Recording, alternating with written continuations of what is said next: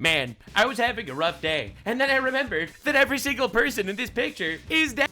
This is real-life footage of Ayatollah Khamenei. Police be upon him. In fact, the Iranian regime just announced that his son, Mojtaba Khamenei, who is injured, by the way, will be taking him over, and this was his ceremony, literally. Notice how he's not present, they just have a little cardboard cutout of him. But yeah, guys, the third worlder with 1 billion botted likes from Pakistan told me that Iran was winning the war. Meanwhile, the actual current supreme leader is afraid to show up. They announced him by showing a big cardboard picture of him.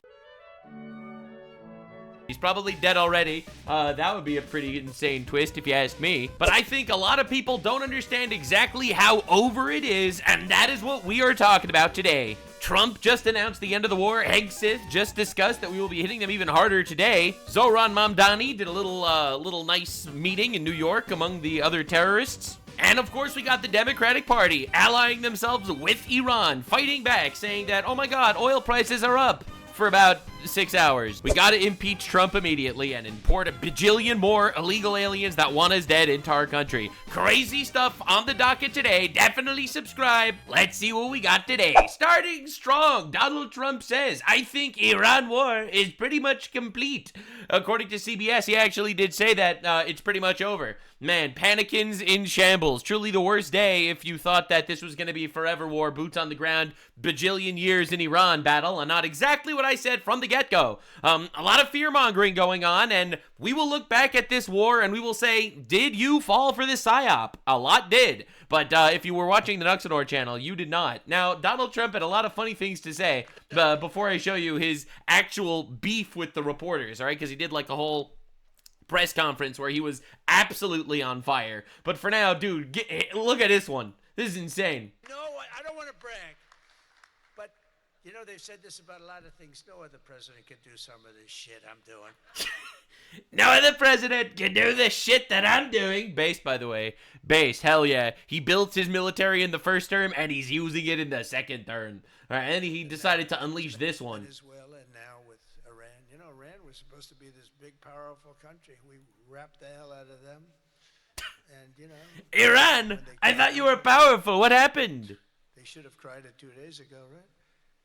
Oh, yeah, but they're a death cult. The reason why they didn't surrender yet is because they are a death cult, and death cults tend to like stronger, war. And our country is doing really well. True. I mean, at a level that nobody thought. We took a little excursion because we felt we had to do that to get rid of some evil. And Bro, we went to the Middle East to bomb terrorists as a side quest, all right? We're really here. We're working on the border. We have a lot of domestic policy shit that we need to pass. We need to pass the SAVE Act.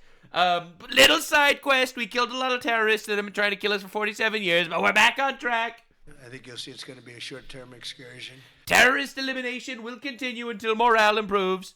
How good is our military, right? True. Amazing. How good. Short-term. Short-term. Thank you. They're great. Yeah, short-term excursion, little side quest, blow up some terrorists, rescue some goats from certain rape, and liberate an entire people. Truly some diabolical stuff. And then I wonder why I get death threats for my video coverage. Meanwhile, this is a video, I don't even know what the fuck I'm looking at in Iran. It looks like it's out of a movie. This is not AI, this is real. This is insane, man. This is crazy. Holy Schmorglades! Osemuno, as they say, probably.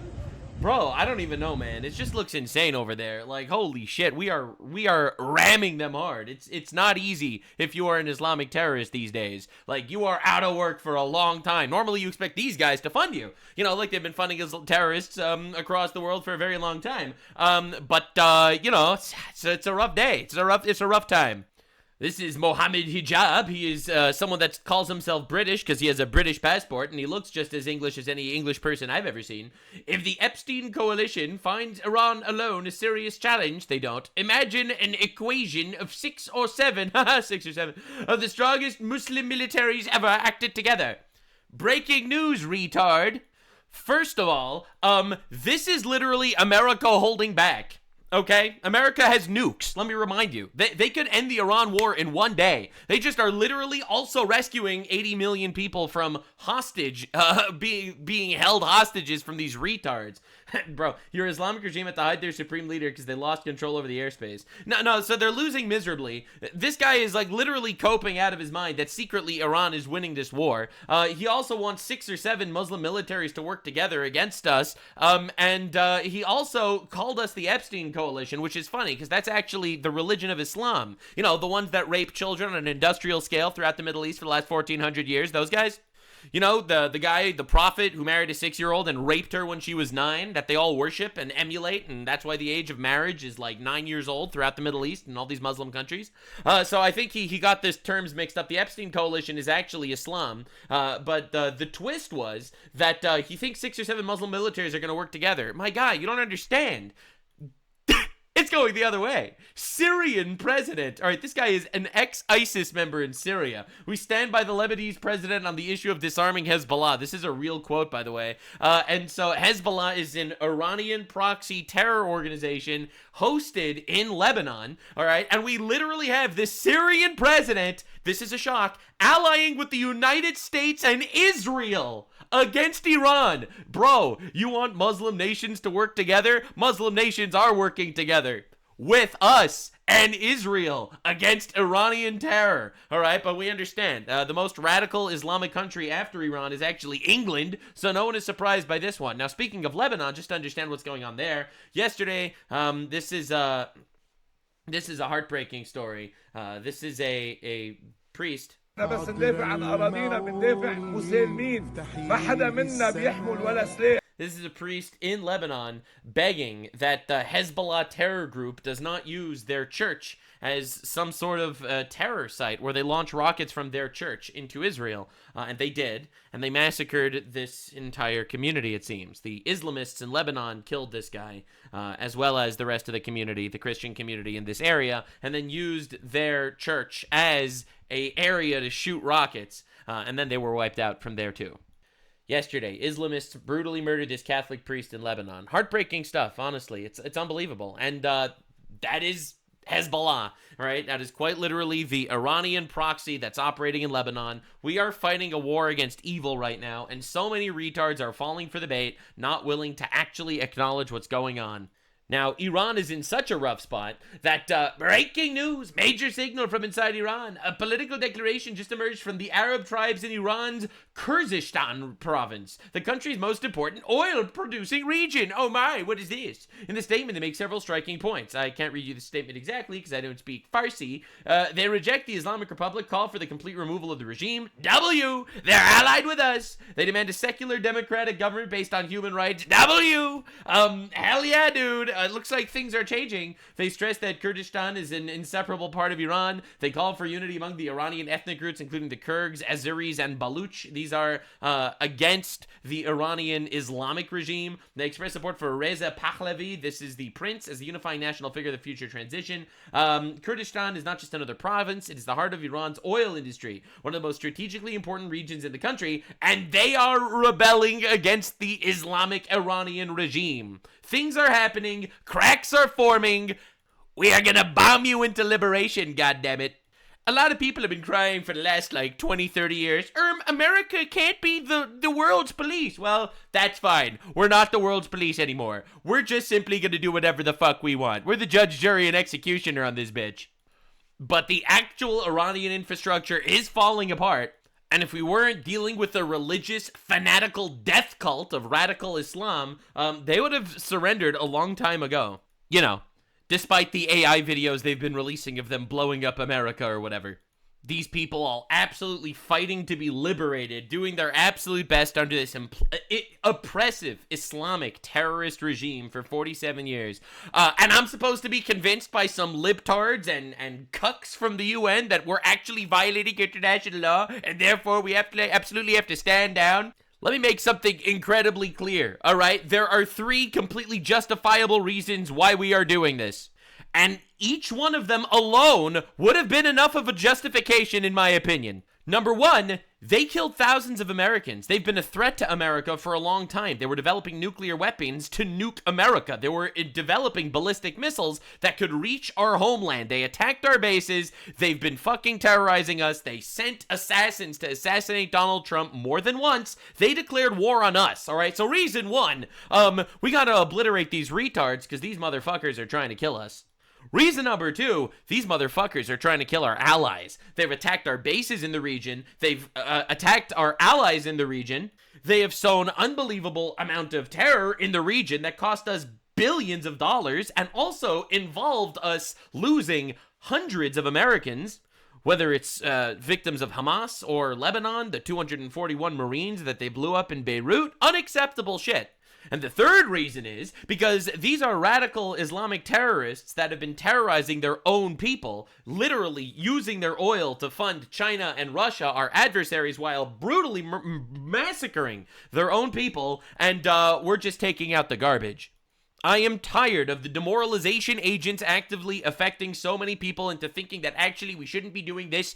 They're fucking retarded and gay. They have a terminal case of gay prescribed by Dr. Nuxanor. Fuck those retards. We're gonna be killing terrorists. It's the American thing to do. In fact, speaking of the violations of international law, Donald Trump violated some laws and it was amazing. We're gonna talk about it right now. I can't believe the power of X sometimes. So Drew Pavlo, friend of mine, made this tweet talking about the story of these Iranian soccer players that were being held captive. And we have to talk about it. I talked about it briefly, but the development was insane. So the story is crazy. Senior Iranian regime propagandist threatened to have members of the Iranian women's football team, he means soccer, but he's from Australia, so he has a terminal case of retarded, killed because they didn't sing the national anthem at a game in the Australia this week, all right? So these are Iranian women that don't like the regime, obviously, because it's a terrorist regime that massacred 35,000 of their own protesters within 48 hours, and essentially, they didn't want to sing the national anthem of Iran. So what does the completely normal, not terroristic regime of Iran do? They put out a death warrant for these fuckers. The Australian government inexplicably dragged their feet on saving them right until the last possible moment. 5 girls escaped, claimed asylum. The rest face a flight home tomorrow to almost certain persecution, where the Islamic regime is obviously going to execute them. That's what they do. In fact, to quote Ali Khamenei, the dead fucker that's currently in hell, the former supreme leader of Iran, that dude actually had a whole tenet where he said that if a woman is subject to the death penalty, you have to rape them before executing them so they don't go to heaven as virgins. Really nice guy, really nice guy. A lot of feminists are standing up for him right now. This is the same Australian government who wanted to import ISIS members, etc. And this was retweeted by Donald Trump, a lover of life. And then Trump made a follow-up with this boy. Australia is making a terrible humanitarian mistake by allowing the Iran national women's soccer team to be forced back to Iran where they will most likely be killed. Don't do it, Prime Minister. Give them asylum. The U.S. will take them if you don't want. If you won't, thank you for your attention to this matter, President Donald J. Trump, a lover of life, a protector of women. Feminists in shambles. But don't worry, because a fat communist from California told me that actually, the Iranian regime was better for women's rights than Donald Trump, who's trying to take away women's rights, which is retarded. Donald Trump's not based enough to take away women's rights. That's insane. Listen, I like the man, but he's not perfect. Kidding. Women should totally be able to vote. Am I right, guys? So anyway, Donald Trump on social media essentially puts the crosshairs on Australia, who was gonna succumb to the lib-cuck mindset of, well, we should appreciate the sovereignty of Iran. We should respect their culture and return these women to them where they face certain death, all right? Because that's the lib-cuck mindset. All cultures are equal. So Trump put the crosshairs on that fucker, essentially making him look like, you're sending them to die, which he knew, but now that Trump called him out, things are different. Australia grants asylum to the 5 members of Iran's women's football team, and they were all saved. Thank you to Donald Trump making one tweet. Trump made one tweet and saved these 5 women's lives. All right, you can all shut the fuck up about this humanitarian bullshit. All right, he saved these people's lives with a tweet. So of course, this is Han Yang, a Chinese journalist, activist, politician guy. I don't give a fuck. Who cares? He's a communist retard. I think it is more insane that the US president make demands on Australia based entirely on factually inaccurate posts he saw online. Australian government has already made contacts with prayers to assisting those who wish to defect, rather than seeking briefing from State Department or pick up phone to call Mr. Australian PM or the ambassador. If this is how Trump wants to make decisions, no wonder he has messed with Iran. So this guy essentially makes the point that he's not handling it appropriately. Why did he make a whole public hullabaloo about it? Why did he make a tweet publicly? It makes Iran look bad, but it also makes Australia look bad. You're making your ally look bad? Oh my God. So again, here we have a communist crying that Trump just saved these 5 women's lives. I think it's incredible. No, Trump didn't follow the correct bureaucratic procedure to save the women's lives. No. Yeah, literally. This is literally the left every single time. That's the left in a nutshell. They would have rather these 5 women get executed by the Iranian regime than actually violate some sort of bureaucratic procedure. God bless America, and God bless having an American president that's not afraid to slap his cock on the table and slap some communist ass. This is actually like a perfect microcosm of everything I was talking about. No, he violated international something or other. I don't care that he literally liberated 80 million people and he killed terrorists tried to kill us for years. He violated a thingy. Yes, he saved these 5 women's lives with a single tweet, but no!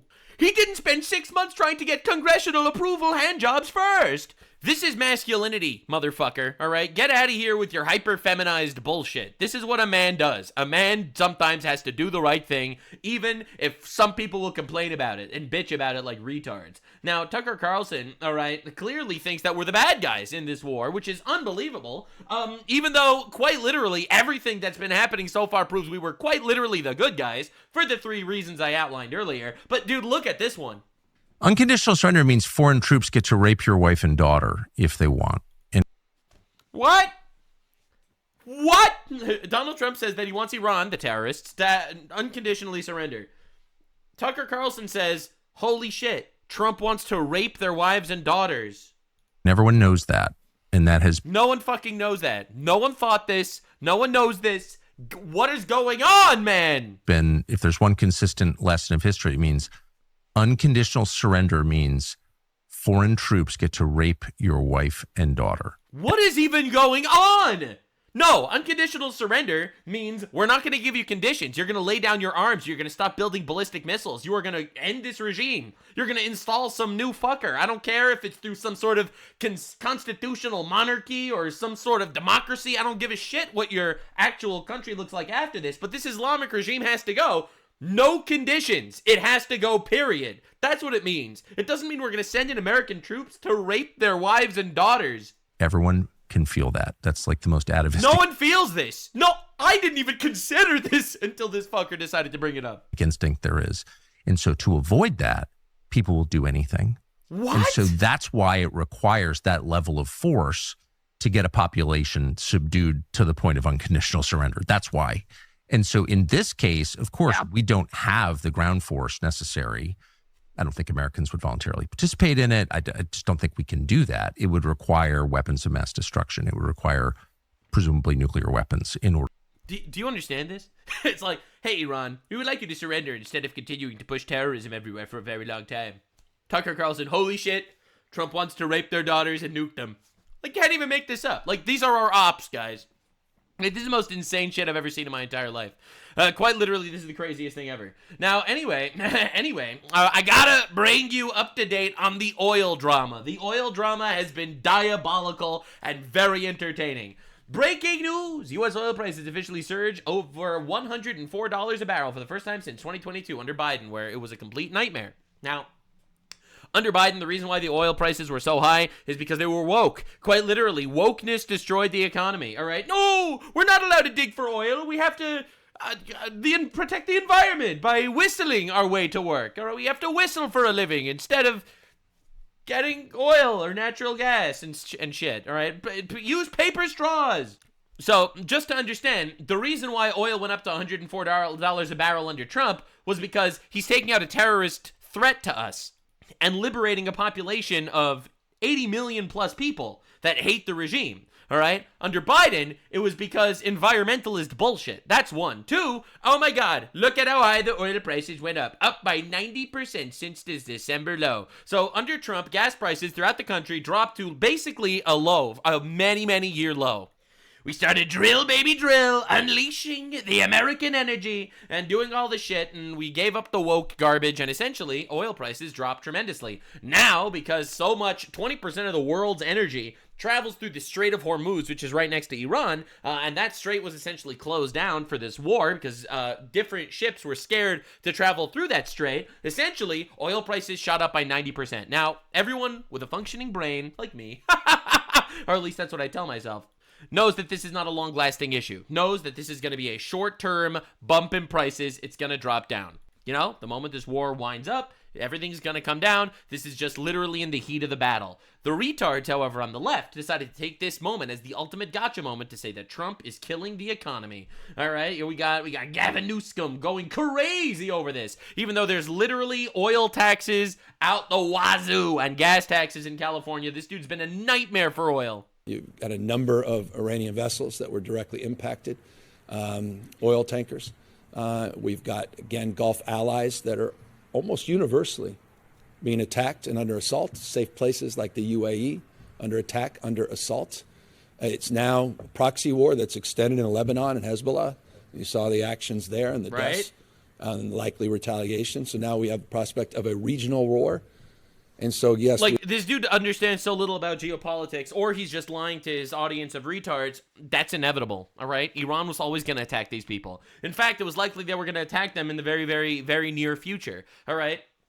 People aren't willing to actually tangle with the fact that this is a terrorist regime that has been causing unbelievable amounts of death for years. Millions have died because of this Iranian regime over the last 47 years. Even this lady looking at him is like, are you fucking retarded? If you think that the only reason why our partners in the Gulf Arab states or in Israel are under attack from Iran purely and only because America's involvement, you're actually fucking retarded, all right? Iran caused unbelievable amounts of death, including 377,000 people in Yemen and 650,000 people in Syria, all right, that they contributed to all those deaths. Like, aside from all the other shit, they've been very, very much involved in all of that. So this is first and foremost a lie. They were always a threat to these other Arab countries, which is why these other Arab countries are so happy to get involved. We are specifically to your question and give you a little bit of background and insight, had extensive conversations over the weekend, gaming out worst case scenarios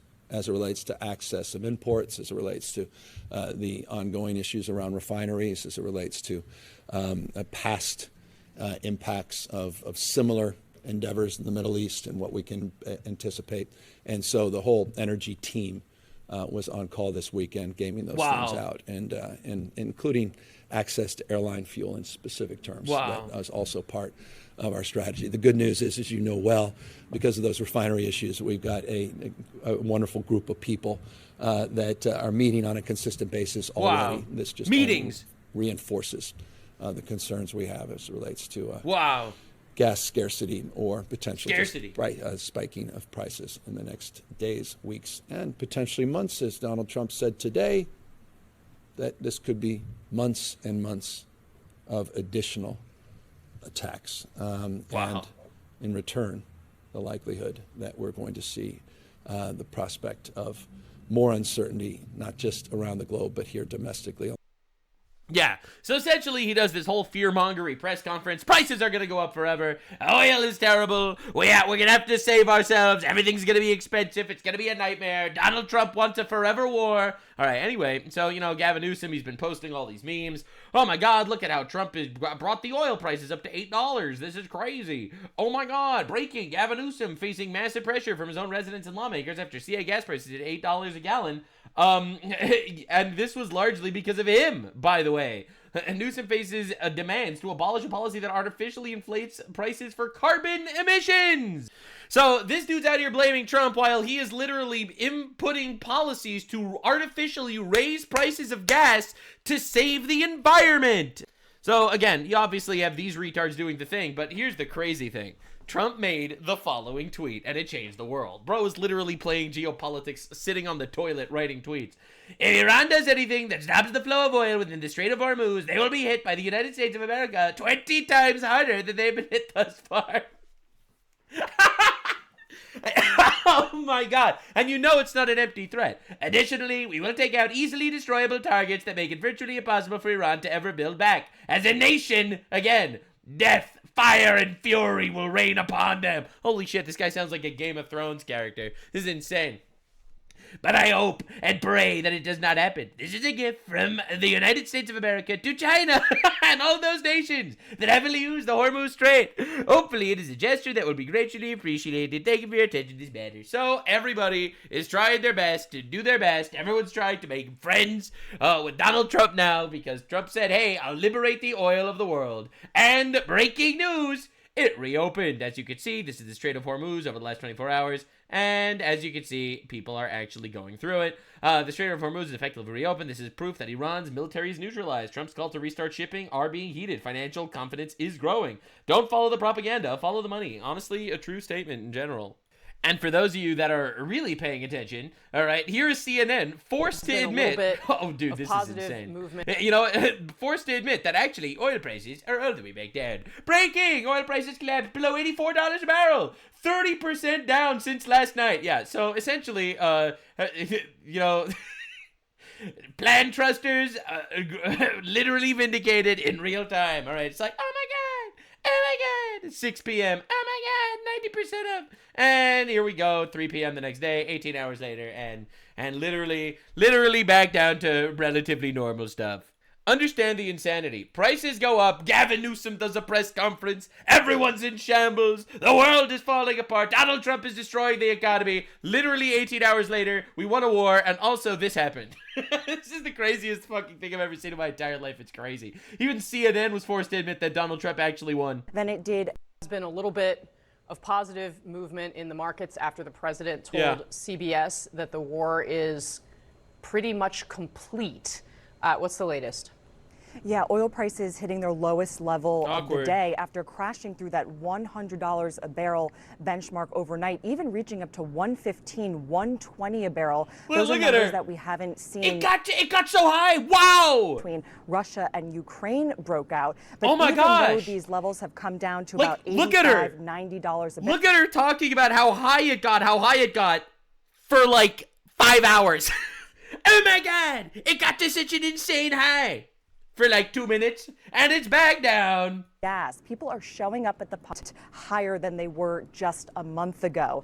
Markets obviously move very quickly, but what isn't moving so quickly for Americans, at least today, is that price of gas. People are showing up at the pump and realizing that gas is costing about 50 cents more on average than it did just a week ago, and 40 cents more than it did a year ago when President Trump was newly in office. Of course, oil prices can change. They could go back up. You mean to tell me that it fluctuated by a little bit, but also we are winning a war, liberating a people, and stopping a terrorist threat against us? Damn, that's crazy. The oil moves through as oil tankers are simply stuck there, unable to move oil. The U.S. does have a good supply of oil. However, oil trades on a global market, and that's why you're seeing nerves. That's why you're seing oil prices rise, and that's why you're seeing gas prices rise. According to Gas Buddy, we could see another 10 to 20 cent rise, and we could and will likely reach $4 a gallon here in the United States. But investors on Wall Street were also encouraged by that conversation that President Trump had with CBS News. Markets really made a turnaround. The Dow closing up 239 points. Look at that, most of the day in the red, finishing How in did the that green. happen? Wow. Also the NASDAQ and S&P closing in the green. This is really investors reacting to news, being headline sensitive, as they've been saying for the past couple weeks or so, but really overall a tepid response from Wall Street, trying to be more measured or trying to perhaps project a more measured tone that the administration may have with Iran. But as we know, and we just heard from Fred, missiles being traded in both directions, including hitting key oil infrastructure in Iran and in other areas of the Middle East. We'll just have to keep an eye on those oil markets. Hyper downer, everything's bad, everything's falling apart, prices are kind of back down again. This is insane. That's CNN in a nutshell. Of course, New York Times, biggest cheerleader, the Ayatollah, posted this footage. Iranian crowd, Tehran square after announcement of new supreme leader. Fantastic stuff, except awkward. This is actually from 2020. Yeah, this is a 6-year-old image of a crowd. The New York Times just literally running propaganda for Iran. Zoran Mamdani, of course, also has been going insane. There's been crazy updates on this front. All right, so this is his first tweet. Yesterday, white supremacist Jake Lang organized a protest outside Gracie Mansion rooted in bigotry and racism. Such hate has no place in New York City. It is an affront to the city's values and to the unity that defines who we are. What followed was even more disturbing. Violence in a protest is never acceptable. Who did the violence, Mr. Zoran? The attempt to use an explosive device and hurt others was not only criminal, reprehensible, and the antithesis to who we are. Well, it's an antithesis to who we are. I don't know if it's the antithesis to who you are. I bring this up simply because, as you can see, Jake Lang was a protester. Literally, a white guy protesting for America. The end. Yeah, you could call him a bigot, you could call him a racist. Well, wake up, motherfucker. It's legal to be a bigot racist in America. This goddamn United States of America, alright? I'm allowed to be as motherfucking racist as I want. That's my right as an American, alright? To be racist as balls. And there's really nothing you can do about it, actually. You might not like that, but unfortunately for you, that's how it works. If you don't like it, you can move back to Uganda, sir. In fact, you should be deported for this. I'm not even exaggerating. You're going to see what the updates are today. So anyway, Jake Lang names him, does a protest, bigotry, racism, gets condemned. This follow-up here was an Islamic terror attack. Here's what you left out. An explosive was thrown by Muslims that yelled Allahu Akbar, Amir Balat Ibrahim. Nick, you didn't mention their names. All right, so this is pretty insane. So he mentions the name of the peaceful protester, doesn't mention the name of the Islamic terrorists. Right? He says bigotry, racism, kicked them out of New York City, and this is like, it's reprehensible and antithesis to who we are. Not to kick them out of the actual city. Now, the crazy update is he got bullied so much in the comments for not mentioning the name. All right, but he got bullied in the comments for not mentioning the fact that, there was literally an Islamic terror attack on our streets. He activated a follow-up tweet where he actually apologized, sort of. Amir Balat Ibrahim Qayyumi have been charged with committing a heinous act of terrorism, proclaiming their allegiance to ISIS. Forced to make a follow-up where he does name them after refusing to name them. By the way, just notice exactly what we're up against. This tweet condemning white supremacist Jake Lang, 117,000 likes. This tweet condemning terrorism, Amir Balat and Ibrahim Qayyumi, 20,000 likes. Pay attention. Of course, even though he mentioned that Jake Lang is a white supremacist, he refuses to mention the ideology of Amir Balat and Ibrahim Qayyumi, which is weird because the ideology is they were Islamists. Yeah, anyway, this guy, for example, this dude whose parents legally immigrated from Turkey, all right, who lives in a mansion in Pennsylvania, this guy who's actually making ISIS salutes while being perp-walked. Yep, this motherfucker that's smiling right now, this terrorist. We have a legal immigration problem in America, and people refuse to acknowledge it. In fact, not only are we saying that he was part of ISIS because he used an ISIS-style explosive, but because he admitted he was in ISIS. Qayyumi said in recorded post-arrest statements that he had watched ISIS propaganda on his phone and that his actions that day were Bro is for real, Hassan Piker fan. Partly inspired by ISIS. The complaint also details statements made by Amir Balat after his arrest. En route to the NYPD precinct, Balat made spontaneous statements without being questioned by NYPD officers that were captured on body-worn camera footage. He said, "This isn't a religion that just stands when people talk about the blessed name of the Prophet. We take action. We police be upon him. Take action." As well as, if I... Yep, these motherfuckers should not be in our country. All right, we should not be having people in our country that are like, oh, you insulted my pedophile prophet? I'm going to kill you now. I'm going to literally throw a bomb at you. Didn't do it. Someone else will come and do it. Wow. And later...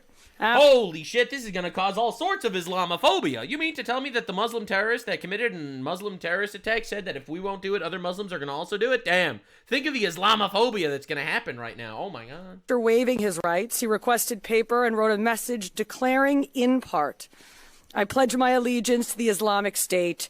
Die in your rage, you kuffar." Now, die in your rage is a commonly known ISIS slogan, and kuffar is an Arabic term that refers to non-believers. Well, I can't possibly imagine what the ideology behind this attack was. They were probably just mentally disturbed individuals, if I had to guess. I cannot possibly fathom the actual ideology that led to this terrorist attack in New York City, but if I do figure it out, I will let you know in an update. Remember, these are the same retards that crashed out that Jeffrey Epstein, a pedophile, used the word goy, referring to non-Jews, all right? These people that will call people kafars and justify blowing them up with bombs. Just trying to understand where we stand here in general. So, anywho, CNN freaks out. Like, it's shocking to me that the CNN and all the mainstream media is just basically propaganda for our destruction. The violence Saturday erupted during an anti-Islam protest organized by a right-wing provocateur that was dwarfed by a crowd of more than 100 counter-protesters. The men arrived in the city by crossing George Washington Bridge and threw a fucking bomb. All right, so notice. Right-wing provocateur, right? That's the guy who is the victim of a terror attack. And the men are the two terrorists with very Islamic names shouting Allahu Akbar, throwing bombs on the street in New York City. So Zoran Mamdani, immediately after all this goes on, he does this. For Mahmoud Khalil, this past year has been incredibly hard. And he writes this whole long thing about Mahmoud Khalil, who was invited for dinner. This is Mahmoud Khalil over here. For those of you that have not been paying attention to politics, Mahmoud Khalil is a terrorist supporter and propagandizer. Not only does he directly support Hamas in his own words and directly essentially organize all sorts of violent riots in Columbia College, but he's not a citizen here. He's not a citizen here. He's on some visa. They tried to revoke his visa and some woke judge basically blocked it, and now this motherfucker is still in our country. So, of course, this guy, not an American, quite literally an illegal alien, in my opinion. His visa was revoked. He's still here. The woke judges are fighting on his behalf. He is eating dinner inside the mansion with Zoran Mamdani. This is Zoran Mamdani's wife. She is actually also currently in the middle of controversy for liking a lot of posts, basically supporting terrorism and the terror attacks on October 7th in Israel. I covered that in a previous video, and I don't repeat myself for the most part in these videos. But I just wanted to show this to you because I think this is incredible. All right, posting a celebratory photo of an anti-Israel college protester who should be deported next to your non-public figure wife who cheered the rape and murder of Jews on 10/7 the day after two radical Muslims threw pipe bombs at Christians on your sidewalk is a hell of a choice, Mamdani. And that's essentially what's going on. Because this person, this is a quote from Mahmoud Khalil, all right, his organization that when they tried to deport him. We are Westerners. They're not Westerners. They are invaders. We are Westerners fighting for the total eradication of Western civilization. We seek community and instruction from militants in the global South. Directly admitting that they are working on behest of terrorists to destroy Western civilization, and they're in our fucking countries being fed meals in mansions of the New York City mayor. And if this didn't get you angry yet, get a load of this. This is the hero, the police officer, the police chief that jumped over the divider to stop the Islamic terrorist. In a normal world, this is who the mayor of New York City would have hosted for dinner at his home, instead of a man who literally sympathizes with the folks that threw the bomb. How cops are treated in New York versus how they serve. This isn't being an American. This is an Americanism, quite literally. We are being invaded, and you have to wake the fuck up. Sorry if my videos are going to radicalize you, all right? Sorry if you're going to become more radical and follow my stances more as time goes on, but we don't need to live like this. America is the greatest country in the world, founded on biblical values, as a Christian nation. Even for the people that aren't necessarily religious or devout believers in God, essentially, our culture is founded on these principles. You know, the idea, thou shalt not murder, despite being a commandment of the Lord, is also very accepted into American culture, that murder is actually a bad thing, unless it's an unborn baby, in which case, for some reason, they've convinced themselves that mass murder is appropriate. But we don't need to get into that right now. These people that threw these bombs and are being cheered on by a large host of largely Islamic migrants, they don't belong here. They do not share this value. They do not share this cultural opinion. Their culture follows the tenet of strike the kafar at the neck. My culture follows the tenet of thou shalt not murder. I personally don't believe these cultures are compatible. And I know this one's going to be like a real shocker, and a lot of people aren't going to like this, our culture is superior. Your culture's inferior. You know how I know? Because you're fucking here. That's right. I don't see a lot of Americans fucking fighting over each other, rolling over each other, tussling in the street, trying to immigrate to Turkey and Afghanistan. But I see a lot of it the other way around. So not only do I think that my culture is superior, but you think my culture is superior. So you come here and you poison it. No, thank you. No, thank you. Immigration without assimilation is invasion. Wake up, sheeple. This is not a controversial opinion. This should be the normal, every single human being opinion. But for some reason, because of all sorts of emotional blackmail and leftoid bullying, people don't think this way. But that is their problem, because they're retarded. I refuse, okay? I refuse to bend the knee to this retard propaganda bullshit, okay? Now, this is a whammon who grew up as a Muslim talking about what one of the things that Zohran Mamdani actually said was. Listen very carefully to the verse that is being recited here. Stand before you as the first Muslim mayor in our city's history, and this year as the first Jummah that I have attended in that new position. Oh,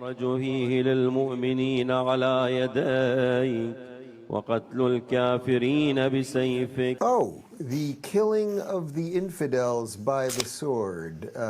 For context, I grew up Muslim. I studied the Quran and Islam for years. I wore a hijab on my head. All right. And the verse that you just heard is from the Quran. It's Surah 9, verse 5. And it's often referred to by many scholars as the verse of the sword. Wow.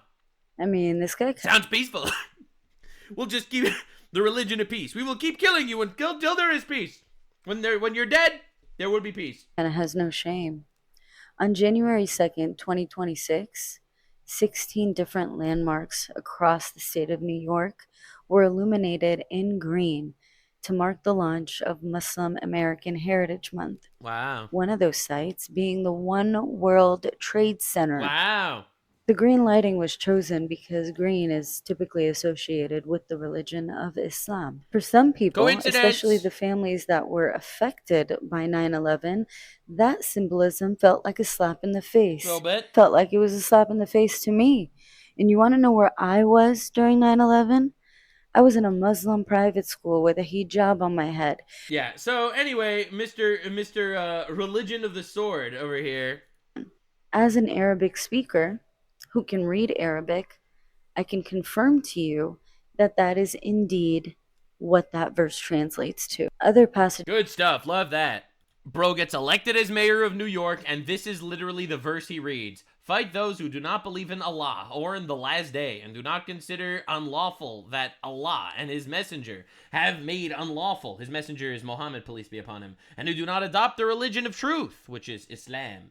For those who were given the scripture until they give jizya, that is the Islamic subjugation tax, willingly while they are subdued. And if you refuse to give the jizya subjugation tax, they execute you. So this is literally the quote he decided fit perfectly his inauguration as mayor. Like, I thank God every single day that my enemies are retarded in general. I'm very lucky that my enemies are actually retarded. Like, this motherfucker is trying to conquer us, and he actually reads a verse saying that we're trying to conquer you. But then again, I realize that a lot of my allies are also retarded. The retards overfloweth. For real. Insane stuff. So anyway, after this terror attack, I do have to say something beautiful happened. Here we have a lot of Gen Zers actually going into the streets, and, well... Jesus! Jesus! Jesus! Jesus! I really do believe that ever since the death, the murder, the assassination, the horrible assassination of Charlie Kirk, there has been a revival in the country. People are waking up and realizing that, no, actually, living this life of hedonism and empty empathy is literally fucking killing us. And people are realizing that, no, actually, we need to turn to a higher power, and that's pretty awesome stuff. It honestly is. Now, we were also attacked in another terror attack, again, because this is like a daily occurrence now. For some reason, we're supposed to make believe this isn't a big deal. Gunfire fired at the U.S. Embassy in Toronto. That is, once again, another terror attack. Gunfire in Toronto, but I was told that in Canada there's no gun violence because they banned guns, so only the bad guys can have guns. So how did this happen? No one knows. It's crazy, honestly. It's insane. Canada's no longer safe, infiltrated by sleeper cells. Dude, it's insane that this keeps happening, dude. Absolute unreal shit. Terror attacks daily? What are we doing? Right? People in the mainstream media are starting to sound based, which is rare. Is it Islamophobic to wonder or suggest that Islam is not as welcoming to other religions as religions are to them? It's just, I just wonder, because I never hear this equation in reverse. I'm glad that the cops might have saved the mayor's wife's life. It's going to make it hard for her to like the ISIS post, though. That's going to be tough for her. You know, Zohran is a naturalized immigrant, and many of these violent, hateful people are the same. I don't think this Coincidence? idealized nation of immigrants that we talk about means anything unless there's a common denominator. We've forfeited the expectation of assimilation. We no longer even, it's not like we don't even demand it. We don't even expect it. And we're too scared to reject their anti-American positions. That's right. He's right. All for the sake of appearing tolerant. 100%. This is what you get. Suicidal empathy. We extend our hand. They want to chop it off. There's a vibe. And that is why you never back down on your principles. All right. So many people tell you that, no, you have to be tolerant. Tolerance is not a virtue. Intolerance is a virtue, all right? Sitting down and letting yourself be a little rug that they can walk all over you, that's not being virtuous. It's standing up even in the face of adversity. That is virtuous, all right? Shift going on over the last 20 years. When you see the media covering for terrorists, that's different than, say, 2006, you know? When the mayor leads with Islamophobia after a terrorist attack, that's interesting. Neglecting that this so-called Islamophobia actually is arising from Americaphobia. They don't like the West. And this is a public and brazen... Yeah, I mentioned this earlier, but a lot of people don't actually talk about this. You know, there would be a lot less Islamophobia if Muslims would stop fucking killing people. Look, man, maybe this is just me noticing too many things, but that's my opinion. All right? Dude. People are waking up to this whole idea of just actually wanting to deport these people. And I'm really glad that this is a rising sentiment. I can barely listen to this man. The mayor, Mamdani, the headline of the day was that a peaceful protester exercising his First Amendment rights hurt his feelings, as opposed to blaming ISIS-inspired terrorists for tossing bombs into a crowd. I don't even know what to even say anymore. Do you have words to respond to this, sir? Well, I have one word. It's deport. I mean, the fact of the Get matter them is out! Mamdani hates America, hates the Judeo-Christian civilization that we have here.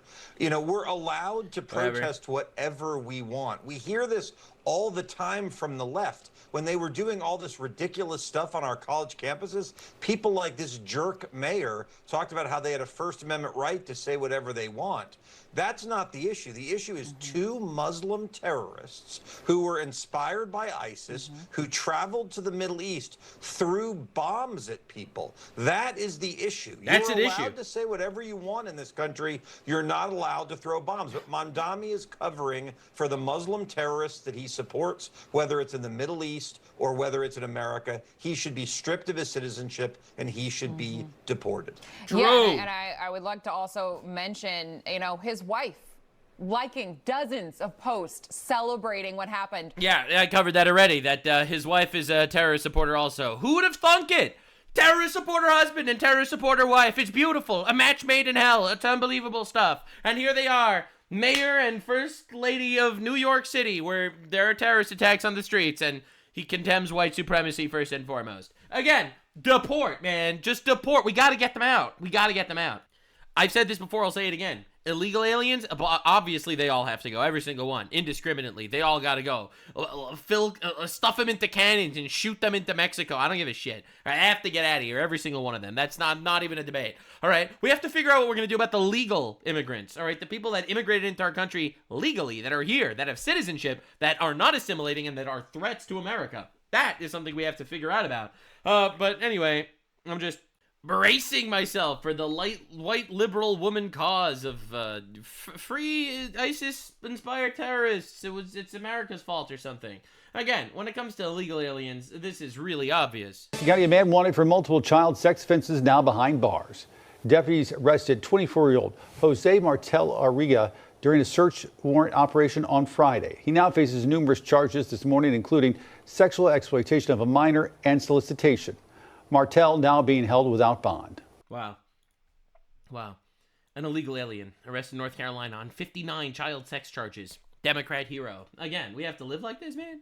So Nick Fuentes made this tweet, and I was shocked. I will admit, Nick Fuentes' takes through this Iran war, in my opinion, have been nightmarishly bad. Like, quite literally. Vote for the Democrats? All right, that's pretty insane. But, bro, now the Zionists started amplifying anti-immigration, anti-Muslim rhetoric to distract right-wingers from the Iran war. What? Probably the best way to prevent Muslim immigrants from coming here or attacking us is stop killing them and destroying their countries for Israel. Dog, they've been, first of all the Iranian refugees, they're here because the Iranian regime has been massacring their own people, and people have been fleeing from Iran. That has nothing to do with Israel. The people that came from Syria, also, the Syrian war had very little to do with Israel. The Iraq war had basically nothing to do with Israel. That was American and British intelligence saying that they had weapons of mass destruction to basically fund the infinite war machine. So that's one. But more importantly, he's like, you're criticizing the Zionists for being anti-immigration, bro? Like, dude, I can't figure it out. Is it the Jews' fault that there is immigration, or is it the Jews' fault that there's no immigration? All right? Dog, I think that this anti-Muslim rhetoric is happening because there was literally an Islamic terror attack in New York City 2 days ago. And if the Zionists are actually going to start amplifying anti-immigration rhetoric, then hell yeah, bro. Let's go, Zionists. Keep cooking, dudes. You got the woke Jews pushing the great replacement theory, and then you got the based Jews pushing the unreplacement theory. No one saw this one coming. Anywho, Donald Trump also had enough of this immigration shit, and he decided to make this post, and it's based, by the way. Great job! I'm the hardworking Scott Pressler, Fox and Friends, talking about using the filibuster, talking filibuster in order to pass the Save America Act. The Save America Act is the act that Trump has been trying to pass for a while now that forces people to have ID to vote. So you can't keep stealing elections. I know, crazy thing. It's honestly leftist holocaust. You can't steal elections anymore. It's an 88% issue with all voters. It must be done immediately. It supersedes everything else. Must go to the front of the line. I, as president, will not sign any other bills until this is passed. Damn. And not the watered-down version. Go for the gold. Must show voter ID and proof of citizenship. No mail-in ballots except for military, illness, disability, travel. No men and women's sports. No transgender mutilation for children. Do that. Do not fail. Thank you for your attention to this matter. Don't listen to the Democrats. They're gay. They're faggots. They're gay and retarded. They're retarded faggot gays. I know. I've seen their penises. They're very small penises. Did I mention they're homosexuals? Excellently worded, Mr. President. Thank you for your attention to this matter. Anyway, so yeah, he's trying very hard to push the SAVE Act so people don't keep stealing elections.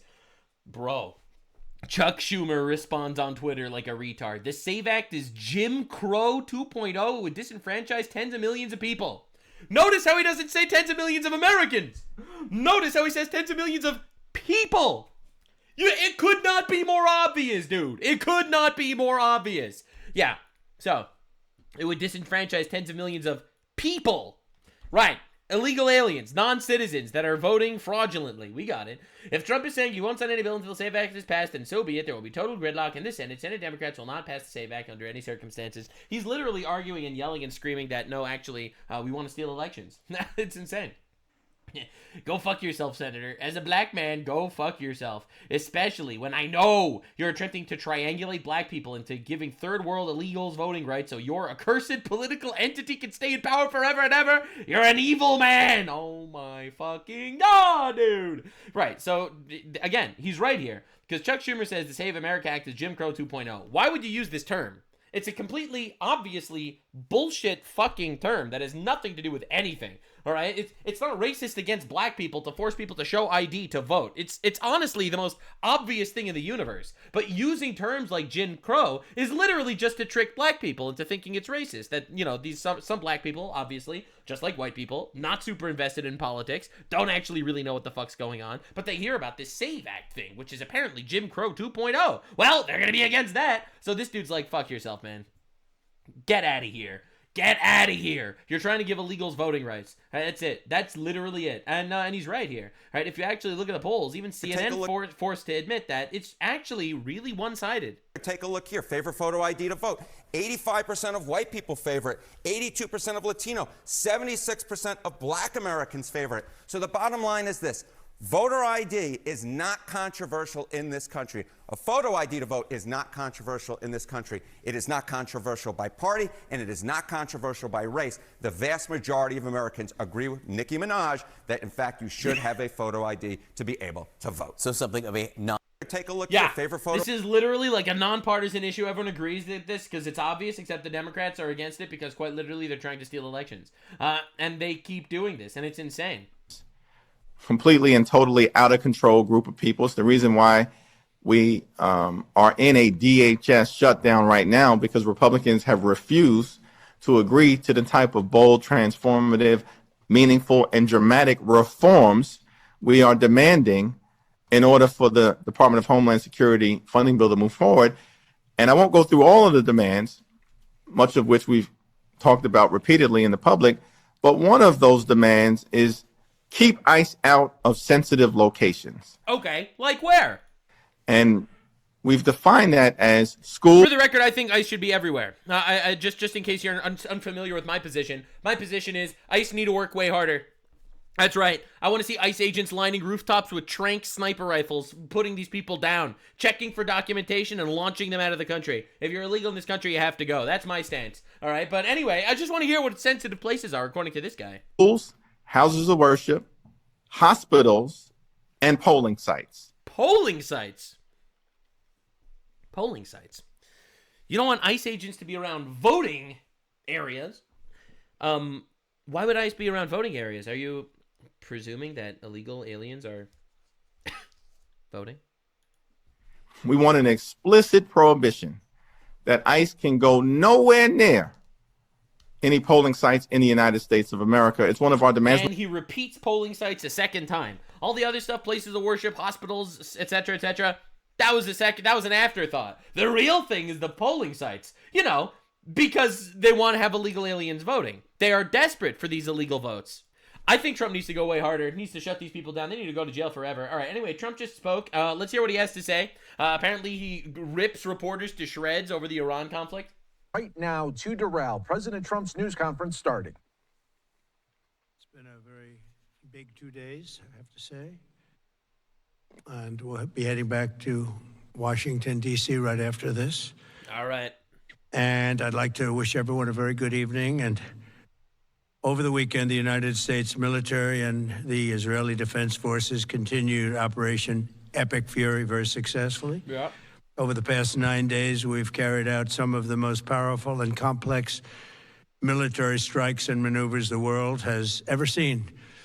All right. You add that Love up that. to all of the other things, Midnight Hammer, getting rid of the nuclear threat from Iran, which was a big moment in history, in my opinion. Leftists are still trying to convince me, no, actually, Iran needs nukes. Sorry, not buying it, bro. Not buying it. I see how they treat their goats. I don't want to know how they treat people that they literally chant for our death.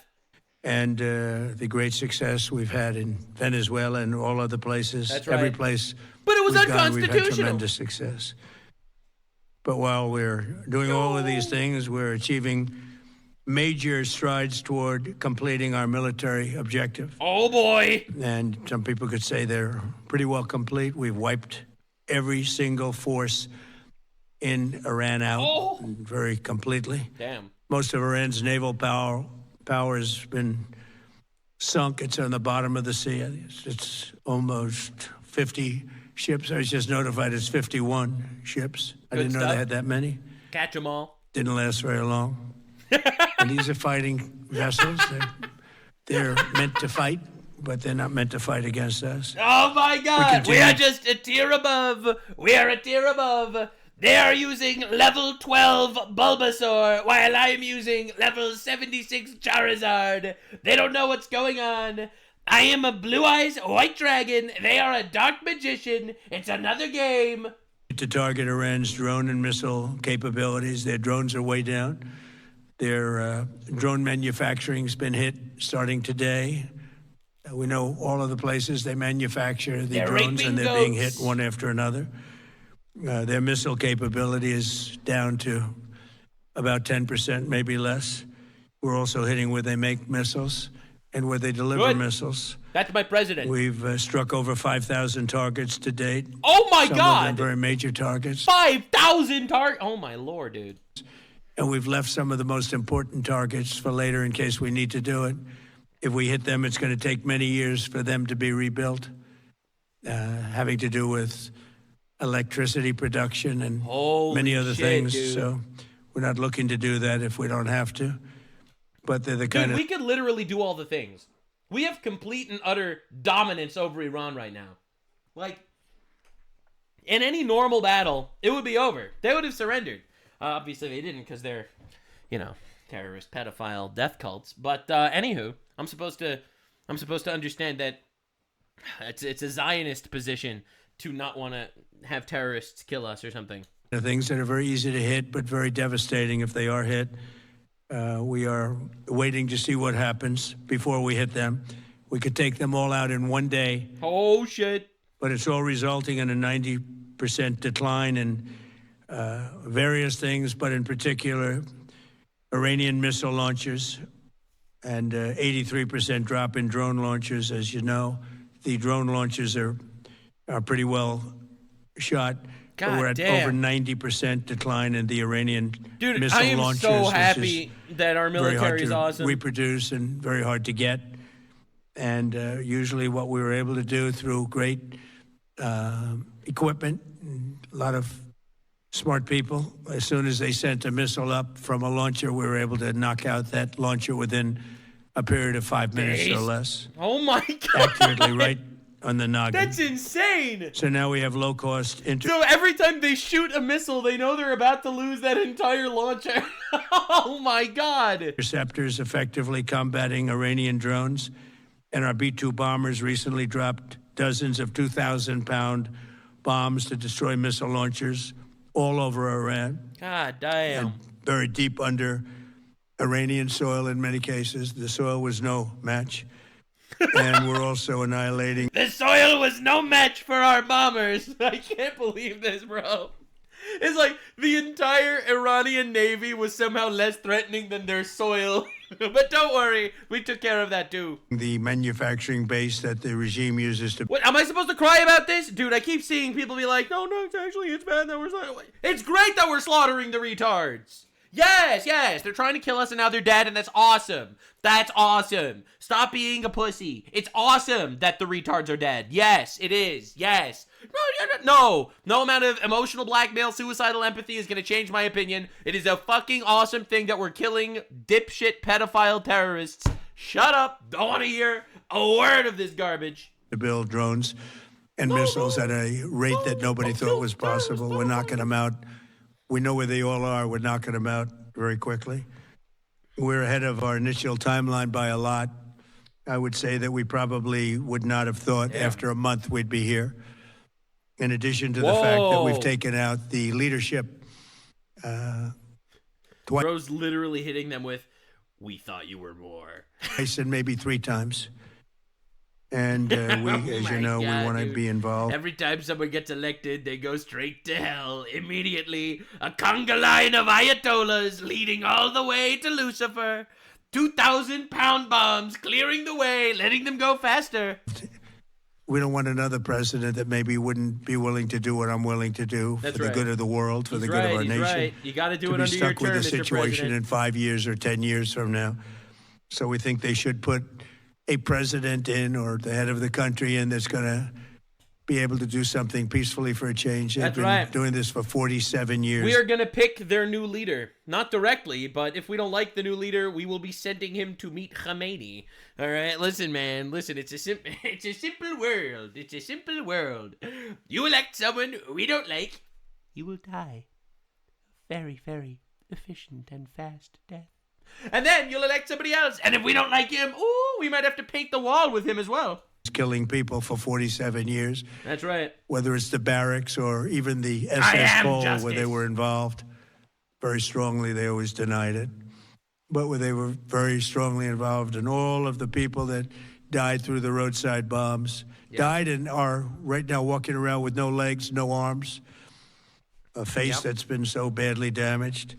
The Iranian regime has been attacking Americans and spreading terror for 47 years, and despite these countless opportunities to renounce their nuclear ambitions, which they had just a short while ago, they told Mr. Witkoff, who is standing right over. Dude, I am so tired of making believe that that's not the reality. They had the ability to avoid all this. They brought this shit on themselves, quite literally. That's why I have, like, zero empathy for people like this. It's like, and I'll use the same analogy. People illegally invaded our country under Biden. Trump told them, if you're illegal in the country, you have to leave. You could self-deport, and we will give you $2,600 if you self-deport.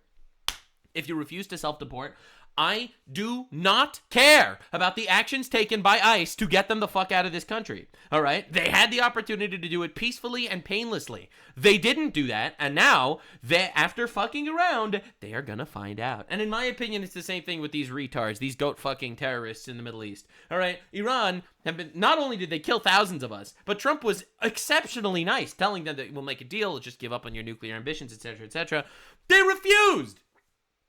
They refused. They were given the option. They rejected it. Now they're gonna die. It's that simple, actually. Don't fuck with us. You're gonna find out. And I'm really happy we have a president that is actually gonna submit and follow the doctrine, the FAFO doctrine. It's super important. It's obvious. And the thing is, if Donald Trump wouldn't have done this, they would have just been like, oh, we could just literally lie to him. We could break deals with him. We don't have to actually listen to him, and nothing's gonna happen to us. What's he gonna do? Write a strongly worded tweet about it? That shit's not gonna matter. Oh no, is he gonna tweet that we're bad? Oh no. I mean, that's what France and Canada and England think, that how you have to govern the world for some reason. Nah, dude, I'm so tired with that shit. I'm so over it. I'm literally over it. Thank God we're the most powerful country on the planet, and we could fucking obliterate these fuckers very efficiently and successfully.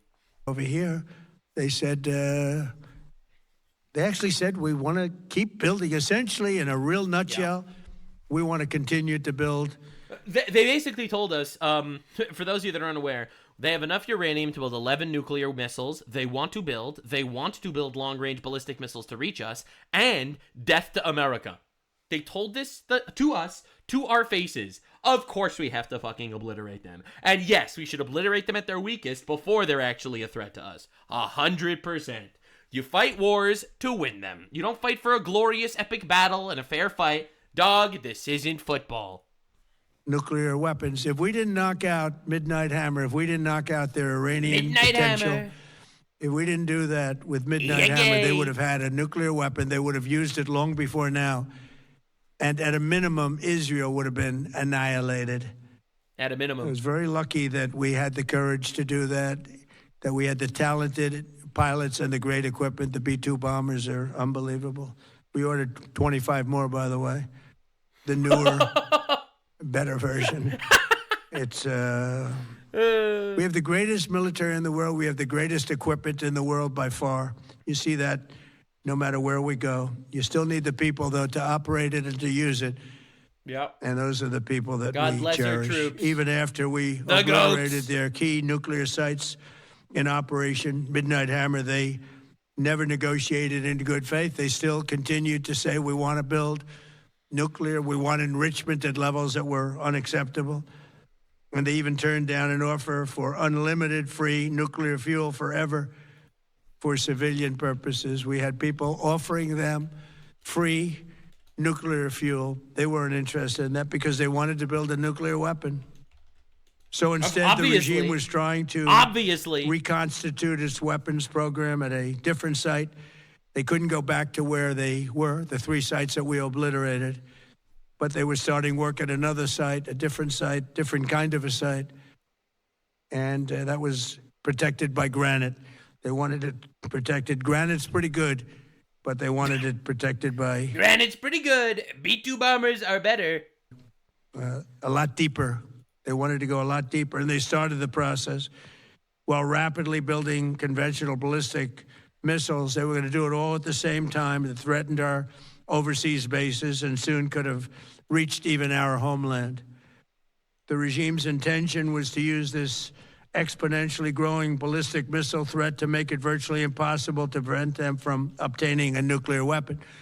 So as you probably saw, they had a tremendous number of missiles, most of which are now being used or destroyed, and very unsuccessfully used because we have been able, for the most part, to shoot them all down. What incredible technology. The pictures have been unbelievable, and other things. And the laser technology that we have now is incredible. It's coming out pretty soon. Where literally lasers will do the work of at a lot less cost. Yeah, I'm pretty sure we got that from Israel. I'm pretty sure that's Israel tech that we got. Because they just released their Iron Beam. It's a new weapon system that shoots rockets out of the air just with lasers, which is super cost effective, actually. Listen, man, maybe it's the Jew in my blood, but I really like the idea that we could knock missiles out of the sky for pennies on the dollar. It's just incredible.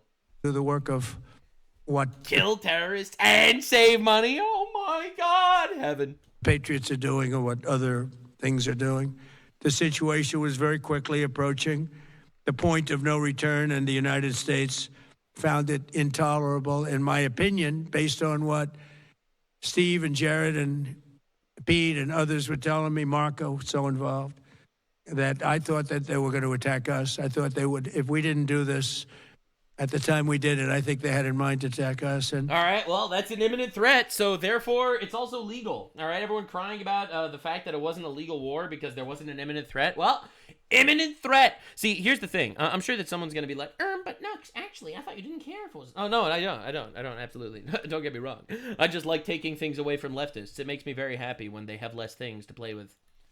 To explain, even if this was a quote-unquote illegal war, and it was a war that was violating international law, I would not give a shit at all, actually. And I'm sure that people are already really upset at me for saying stuff like this. But the reality is, no, I don't care. International law is fake and gay. It was made by retards to control us. That's literally what it is. So that a bunch of fuck-all who megalols in fucking Africa will be able to get together and make some sort of opinion where they all sit around a campfire and they release smoke signals to vote with to count the votes and shit to vote us down. All right, we violated international law. We were condemned by the tribe of whatever the fuck. All right, don't care, don't give a shit. Your opinion means nothing to me. We do what we think is right when we think it's right because we think it's right. Your opinion is irrelevant. We're the most powerful country. We are international law.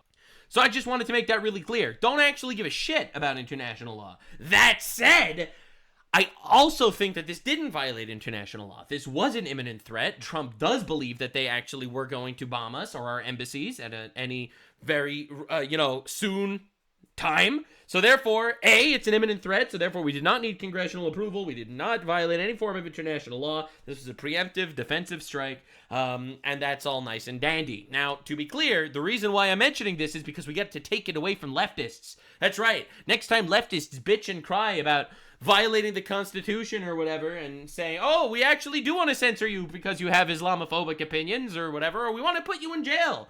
Yeah, we don't care about the First Amendment anymore, right? The next time they say that, they're going to always go back to but Trump violated the the doctrine of fuck Mahal, and now we get to say, no, actually, that's not true. So just to make things clear, I just want to make things very clear. I don't actually care that if Trump violated international law. I think he did a fucking awesome thing by killing terrorists that were trying to kill us. And I don't want to be shackled down by third worlders that feel like they get the right to vote, and their vote actually matters in regards to how we, as America, the superpower of the world, yes, whether you like it or not, that's a fact, actually operate. So just to be clear, I don't care if we violated international law, but I like mentioning that we didn't just to take it away from leftists that think it matters. If you notice, they did something which was very foolish, very stupid, I would say. Yeah, they're retarded. They're inbred, actually. Mr. President, now call them inbred. Mr. President, call them inbred. Tell them that there were 1,400 years of inbreeding led them to have dumb fucking IQs. Do it, Mr. President. Tell everyone they fucked their cousins and goats. Attack their neighbors. Oh, yeah, that too. And their neighbors were largely neutral, or at least weren't going to be involved. Yeah. And they got attacked. Yeah. And it had the reverse effect. The neighbors came onto our side and started attacking them, and actually quite successfully. If you look at Saudi Arabia, you look at UAE, Qatar, and others. But they were strong and they were smart, but they got attacked. Nobody, when I first heard it, I said, no, somebody made a mistake. There was no mistake. UAE had over 1,000 missiles shot at it, knocked them almost all down. On the very first day I came down the escalator in 2015, I said, quote, I will stop Iran from getting nuclear weapons. And all I'm doing is keeping my promise. Think of that. That was in 2015. I said it. It was a threat then and a much bigger threat now, but no longer a threat, not for a long time anyway. We want to keep it that way. As we continue Operation Epic Fury, we're also focused on keeping energy and oil flowing to the world.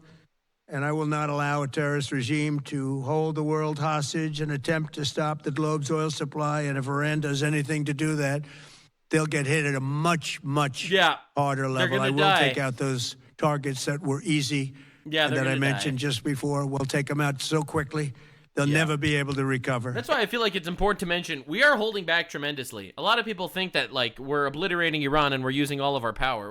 We're really not. Like I'm not trying to be rude here, but we're really not using all of our power at all. Actually, we have nukes, right? And they don't have nukes. Quite literally, if we wanted to, not saying we should, not making any form of ought statements, I'm merely describing, this is a descriptive statement, we could blow them to oblivion really easily. All right, I feel like it's important to note, all right, we are not trying right now to obliterate them. We are trying to kill some really fucking bad guys that were threats to us. Just trying to make that very clear. Ever. If they want to play that game, they better not play that game. I was going to say we could knock them back to the Stone Ages, but I mean, like they're literally fucking their cousins in mud huts. Okay, they are in the Stone Age. Anyway. In the long run, oil supplies will be dramatically more secure without the threat of Iranian ships, that's right. drones, You're welcome, missiles, world. nuclear menace, or anything. So the Strait of Hormuz is going to remain safe. We have a lot of Navy ships there. But I was told by California Governor Gavin Newsom that Trump is threatening oil or something. The best equipment in the world, inspecting for mines. Again, most of their ships are down at the bottom of the sea, but we will hit them so hard that it will not be possible for them or anybody else helping them to ever recover that section of the world if they do anything. Oh boy. In recent years, the regime and its terror proxies have launched attacks on hundreds of commercial vessels. We're putting an end to all of this threat once and for all, and the result will be lower oil prices, oil and gas prices for American families. We've done that. We've done it. We brought it very low. This was just an excursion into something that had to be done. We're getting very close to finishing that, too. In the meantime, during this brief disruption, the United States is offering political risk insurance to any tankers operating in the Gulf. So we're putting up risk insurance. We'll perhaps go alongside of them for protection. We don't think it'll be necessary if it is. And if they do anything... I know you're scared of Iran's Navy, but their Navy is currently in Davy Jones' locker. The price will be incalculable. It will be so great that they will have wished they never did it, because you have to keep the straits flowing. With all of that, it affects other countries much more than it does the United States. It doesn't really affect us. We have so much oil. We have tremendous oil and gas, much more than we need.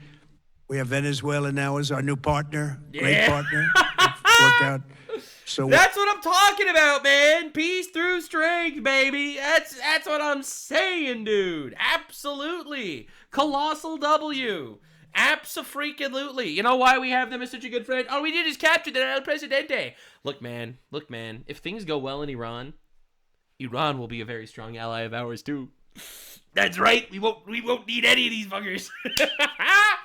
Oh my God. See, a lot of people don't understand geopolitics, but the reality is China's fucked because most of their oil came from Iran and from Venezuela. All right, Russia's fucked. They were getting a lot of their oil from Venezuela and Iran, as well as their cheap weaponry that they've been using in the Ukraine war, which we've been funding, by the way, to the tune of hundreds of billions of dollars. All right, like a lot of people are not willing to acknowledge the geopolitical ramifications here of taking out oppressive El Presidentes. All right, this is the America First position. The America First position is aligning America and taking countries that used to be hostile to us, funding foreign powers, to quite literally funding us and in love with us.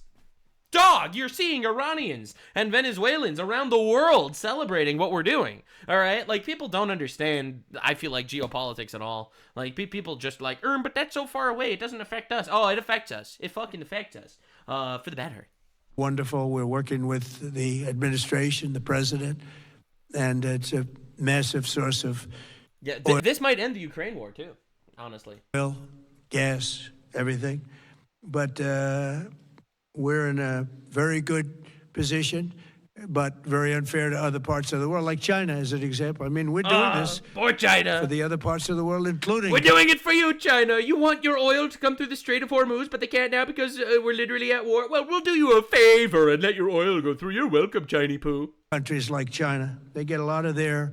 You're welcome. Say thank you, Xi Jinping. Straits. Get on your We're doing knees. this. We Kiss have a the very ring, good Ping. relationship with President Xi in China. I'm going there in a short period of time, and we're protecting the world from what these lunatics are trying to do. That's right. You're welcome, And very China. China's like, no, Mr. Trump, you asshole. Stop killing my partners.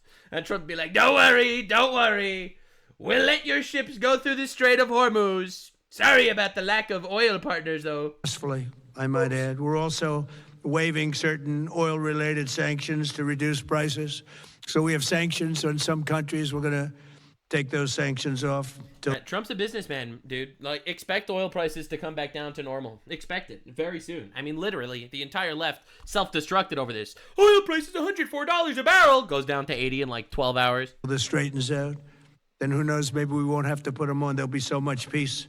But when the time comes, the U.S. Navy and its partners will escort tankers through the strait if needed. Please stop, Mr. President. I There's hope too it's much not going to be needed, but if it's needed, we'll escort them right through. Please, Mr. President. There's too And much we have the greatest mine-sweeping ability. We have the Unprecedented greatest peace. ships and all of the. We know exactly where they're placed. We'll get them out of there very fast, but we hope we don't have any of that. And again, if they do that, if they play that game, we're going to hit them at a level that they have not seen before. They're going to die. So we're winning very decisively. We're winning, Mr. We're way ahead of schedule. Oh, boy.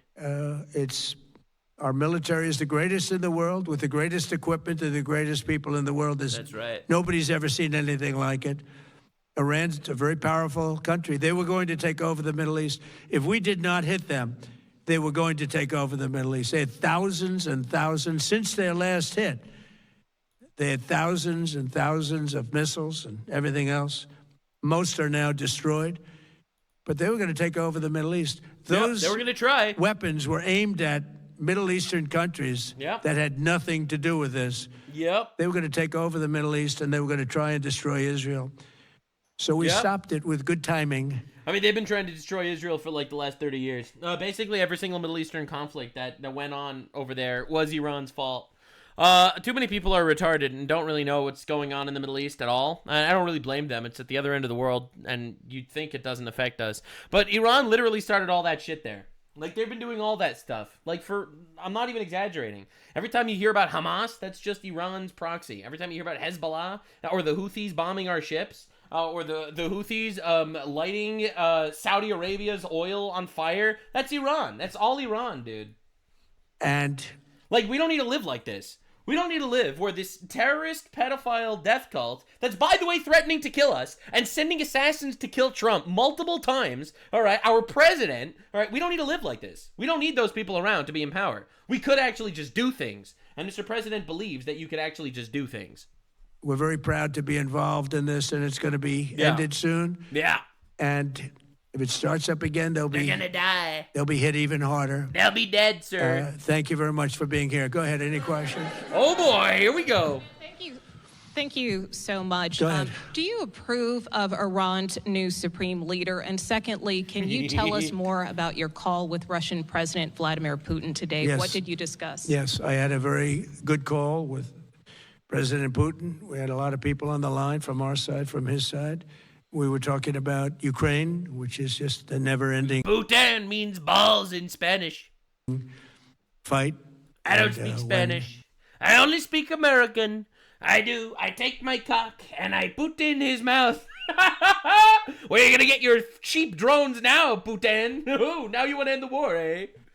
Look, there's tremendous hatred between President Putin and President Zelensky. They can't seem to get it together.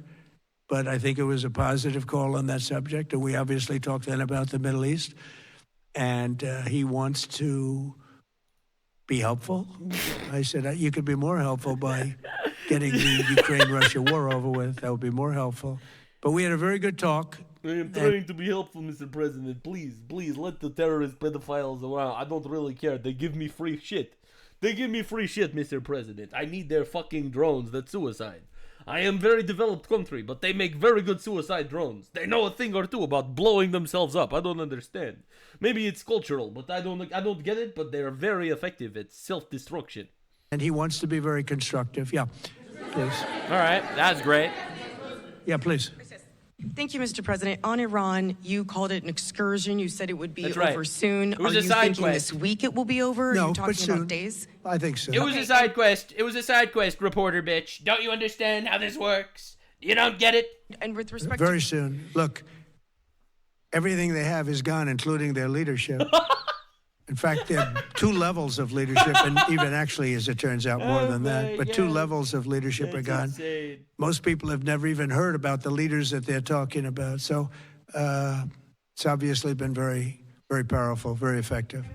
They are deciding on new leaders right now. They have cans, empty cans of beans with a string passing from one can to the other can, where they are speaking through these cans because they're terrified that the Mossad is living in their walls. So they have these cans of beans. This is how they're deciding on the new president. But don't worry, I am Mr. El Presidente Trump, and I will capture an El Presidente this month. Come, goddammit. to Cuba, you said that Cuba wants to make a deal. Yes. What would the United States get in return for that? And why should Americans trust Marco Rubio to negotiate it? Why should Americans trust the Secretary of State, who's been exquisite so far for dealing with Cuba, a place where he has actual history? Retard reporter question, for real. But yeah, no, they want to make a deal because Cuba's a communist dictatorship that's literally in middle of power outages and blackouts over 2/3 of the entire country because they were propped up by Venezuela, which, let me remind you, is ours now. We have Venezuela now. Well, Marco Rubio is doing a great job. I think he's going to go down as the greatest He might be the next president. I'm not going to lie. There is a very, very above zero chance that Marco Rubio is going to be the next president of the United States. Secretary of State in history. Look at what we've done as a presidency. Look at what we've done as an administration. They trust Marco, and so do the American people. I say Marco, and they say Polo. Trust. He's been successful no matter where he's been. Marcus Rubio. He also speaks the language, which is always nice and always helpful. But he speaks Mexican. He does a fantastic job. I only speak American, but he even speaks Mexican. And it may be a friendly takeover. It may not be a friendly takeover. It wouldn't matter. Another El Presidente, add him to the wall. Oh my fucking God, dude. I'm not getting tired of this at all. A lot of people are like, Trump is really showing that, like, abusing his power. Fuck yeah, he is, baby. Based? Oh no, Trump is getting really comfortable toppling evil regimes that are massacring their own people and giving liberty to people while also crippling our enemies and literally giving us free oil. Oh no, Trump is getting real comfortable doing things that makes our country better and their country better and killing idiots and retards. No! Man, I'm so tired. Dude, I love these people crying and screaming. Like, remember when they were doing their Free Maduro protests? Because they're down to, as they say, fumes. They have no energy. They have no They're cooked. Money. They're cooked. They're Dead. in deep trouble on a humanitarian basis. They're gay. And, they take it up the butt. We don't want to see that, but they were very, very bad to a lot of people, as you know, and a lot of they're people horrible. Living the Cuban American. Obviously not the Cubans. The Cuban Americans are awesome, by the way. They're great. They're a fucking awesome community. But the actual Cubans, like the ones that are part of this regime, those guys gotta fucking go. And the other Cubans are just being literally massacred. Like literally. Maybe not Iran style, but they're being tortured and oppressed. Like, you're not allowed to voice your opinion there. It's not a free country. Vote, which I got at record levels. Very important. Those people are very important to me. I know what they went through. They went through hell. Some of them have gone on to be some of the most successful people in the country. Look, what a lot of people don't talk about is the fact that 90 miles away from Cuba is Florida. All right? You have the Cuban community in Florida definitely punching above their weight class, okay? They're working hard, they're paying taxes, they're net positives to the country, they've assimilated into American society very, very well. As far as immigrants go, the Cubans have been incredible, all right? Now, literally, 70 miles away from there are the same people with the same heritage and the same culture in absolute destitute poverty because the Cuban government is communist. Cuban American business people, some of them are like the most successful in the country. And a lot of them are friends of mine because I've been fighting this battle with them for a long time. The Castro regime was brutal, but they lived off Venezuela. Now they don't live off Venezuela. Sends them no energy. Why did something happen to Venezuela? Fuel, no oil, no money, no nothing. You mean to tell me that when Donald Trump took Maduro and cut off the Venezuelans from funding the Cubans, he also toppled Cuba at the same time? You mean to tell me that Donald Trump is playing geopolitical dominoes, toppling one regime, and it goes directly into toppling the next one? They lived without Venezuela. They couldn't have made it. And we cut them off from everything else. So, they're going to make either a deal or we'll do it just as easy anyway. Yeah. They will be liberated whether they like it or not. Liberation will continue until morale improves. Please, go ahead. And a Tomahawk missile likely destroyed that Iranian girls' school. So I can't believe this is even like the story that everyone's still talking about. Yes, it's a tragedy that Iranian girls died in a school. No, we don't know if it was an American missile or if it was an Iranian missile that misfired and blew up their own people. Regardless, this happened because the Iranian regime is a terrorist state that was literally fucking funding terrorism, started beefing with us, killing thousands of us, so we had to go to war, and in war, casualties happen. Whose fault is the war? The terrorists. Thank you. Book closed. Fuck you. Moving on. Americans, will the U.S. accept any responsibility? Well, I haven't seen it, and I will say am so that the tired Tomahawk, of this, dude. which is one of the most powerful weapons around, is used by, is sold and used by other countries, you know that. And whether it's Iran, who also has some Tomahawks, I wish they had more, but whether it's Iran or somebody else, the fact that a Tomahawk is very generic, it's sold to other countries, but that's being investigated right now. Again, it's an absolute tragedy that these girls were killed in a girls' school in Iran, that civilian casualties happen.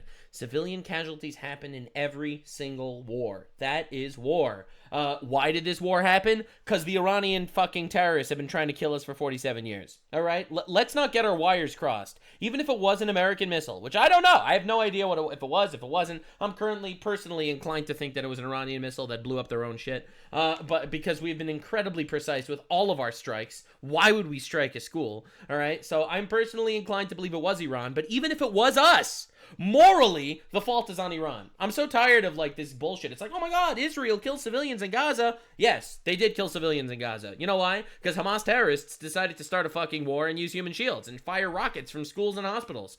Again, you are completely and utterly morally devoid and also retarded. Yeah, please. Thank you. Thank you. Mr. President, you've said the war is, quote, very complete, but your defense secretary says this is just the beginning. So which is it, and how long should Americans be prepared for this? We don't have a defense secretary. We have a secretary of war. Say both. It's the beginning. It's the beginning of building a new country. But they have no Navy. They have no Air Force. They have no anti-aircraft equipment. It's all been blown up. They have no radar. We obliterated those guys. They have no telecommunications. Oh, my God. And they have no leadership. It's all gone. So yeah, technically on a battlefield standpoint, the riskiest parts are over of the war-wise, casualty-wise. But yeah, obviously there's work to do. Oh, you could look at that statement. We could call it a tremendous success right now as we leave here. I could call it, or we could go further. And we're going to go further. But the big risk on that war has been over for 3 days. We wiped them out in the first 2 days. When you think about it, it's incredible. We wiped out a big Navy, very powerful Navy. These were ships. These were serious ships. These were ships that you buy when you want to win battles. They're all... They're ships you buy when you want to win, and they ended up... losing. No one saw this coming. They're all on the bottom floor. The sailors are all running off their ships. They refuse to get on the ships. The Air Force is gone. Everything's gone. The missiles are down to a trickle. The drones are down to probably 25%, and they'll soon be down to nothing. We'll have where they manufactured the drones are under fire as we speak. they're being hit. So the rest is going to be determination as to my attitude, along with the people in the Trump administration, what we want to do. Thank you. Yeah, please. Can I ask you, you mentioned you were going to waive certain additional oil waivers or sanctions. Can you talk a little bit more about that and address in particular? Well, we're looking to keep the oil prices down. We went artificially up because of this excursion into a very positive thing. I love that he doesn't even call it a war. We did a side quest. We wanted to rescue some princess from some Bowser's castle or along the way. Nothing to talk about. It was nice. We toppled a regime or two. I mean, this was an excursion that a lot of people wouldn't have done. I knew oil prices would go up if I did this. Obviously. And they already dropped. Probably less than I thought they'd go up. But I don't think anybody thought we were going to be this quickly successful. This was a military success, the likes of which people haven't seen. We have the best military. We have the best equipment. We have, I believe, very quickly, we talked about that with President Putin. He was very impressed with what he saw because nobody's ever seen anything quite like it. You know, Iran was a very powerful military country with all of the missiles. Now, you had the double attack. You had the original attack with us and Israel, and that knocked them for a loop. Then you had the B-2 bombers, which took out their nuclear capability, and they would have had a nuclear weapon within 2 weeks to 4 weeks. And they would have used it long before this press conference. And we might have had a much different press conference if we had a press conference at all. But it's been amazing. The military success that we've had is truly unprecedented. Unprecedented. You said... Well, according to leftist debater and slightly faggoted libtard Destiny, everything's technically unprecedented because it didn't happen yet, Mr. President. Everything's technically unprecedented. Told your congressional colleagues that you will not sign any piece of legislation until the Save America Act There it is is. passed. Save Does America. that include the confirmation of Senator Mullen as your next DHS secretary? Does that mean a DHS funding bill? And Senator Thune said today it's not a matter of whether or not that guy's a your traitor. Republican colleagues agree with the policy. It's about changing the process. In other words, getting rid of the filibuster to get there. So in order to get it, you're going to need Democrat votes. And what we're saying is the Save America, not the SAVE Act, which nobody knew what it was, the Save America Act. The Save America Act. And that's voter ID. We want voter ID. We want to be able to see a picture of the voter. We want to be able to see that the voter is legitimate. We want, very importantly, confirmation that this voter is a citizen of the United States of America, and we want no mail-in ballot scams. So we have exceptions for the military, for sick, for disabled, and for people that are away, business trips or whatever. Even vacations will be very liberal in that. We've added two things to it: no men in women's sports and no transgender mutilization of our children. We don't want it's mutilization of our children, and we don't want that. So we added those two things. That's Mr. President, that's a really hot take. I don't know how Democrats will agree to this one. A bill to not mutilate children. This goes against everything they stand for, Mr. President. 5 points. We have 5 very good points. It polls at 86% with Democrats. Think of that. The overall vote is 86%. With Republicans, it's 98%. And the only one opposed to it is a Democrat leadership because they cheat. They want to cheat. So we added those 2 points. I love how there's literally no other interpretation, man. It's the funniest thing in the world. I love how there's literally no other interpretation other than they cheat. It's like they have no other argument. It's incredible. We're going for the gold. Oh, God. And we're going to have to fight like hell. Now, certain things will happen. Certain things will take place. I'm here to do a great job for the country. But we don't have a country if we're going to have elections that are so corrupt and so... Like, is this supposed to be some sort of constitutional republic where, but everyone could vote? What do you mean? Our country is literally being infiltrated and conquered, right? It is being conquered from under our feet. They are colonizing our country from under us. All right, they're bringing people in, and these people are voting, okay? This is the silent jihad that is being waged on us. Pardon my French. Okay? But this is literally happening. And we're supposed to make believe that it's not? dishonest like we've witnessed over the last period of time. You know, as an example. Dude, but before his example, like, I feel like they're using this Digimon move on us. This move from Digimon.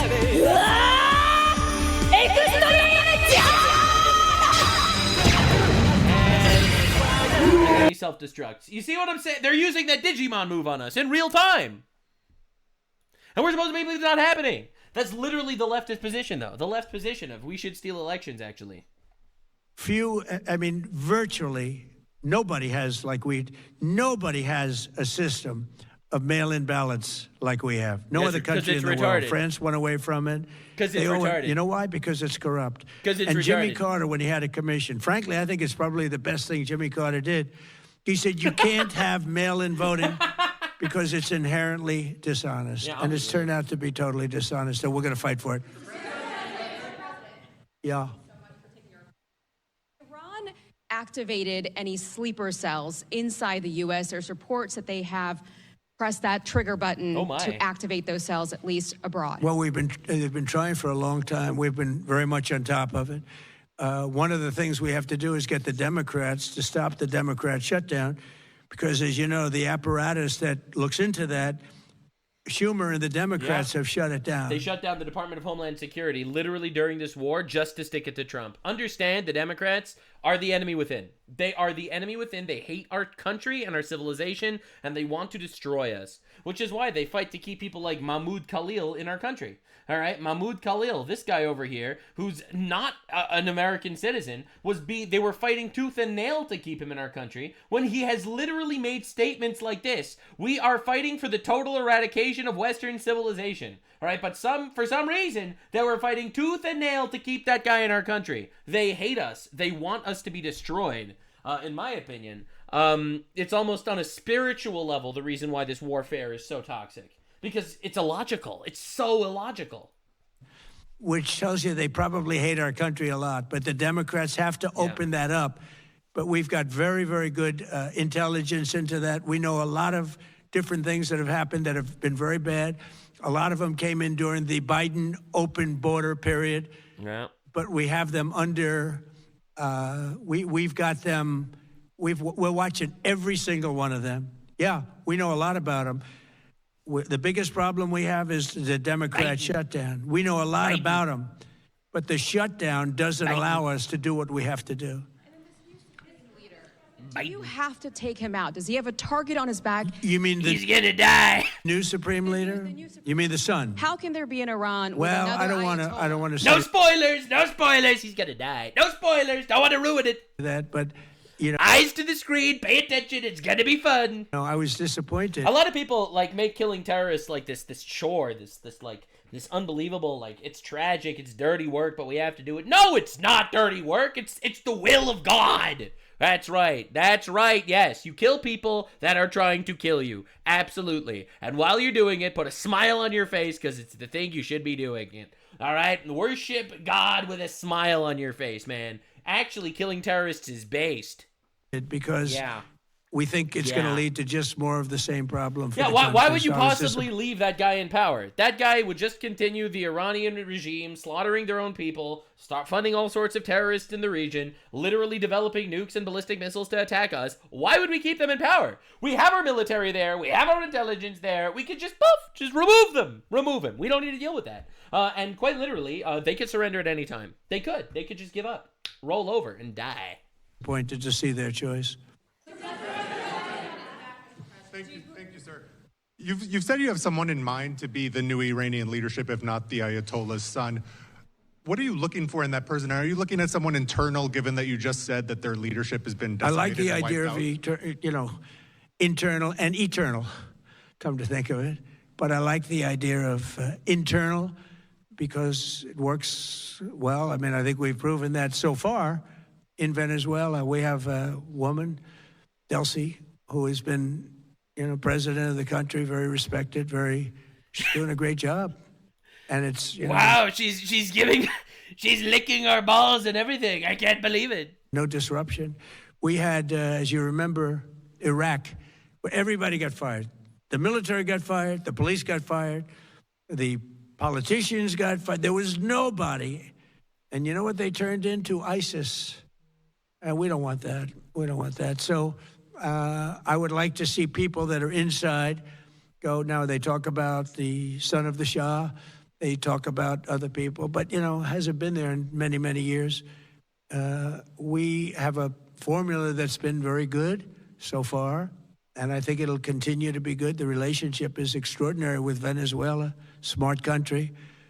We've taken out 100 million barrels of oil. It's right now in Houston being taken care of and made so beautiful. And you have to see this at work. They have, it's brought to the refineries. It's being refined in Houston, which is made exactly for that product. And so far, but it's 100 million barrels of oil, and now they have another 100 million barrels coming. And it's like a partnership. We're getting along so well with them. It's great for...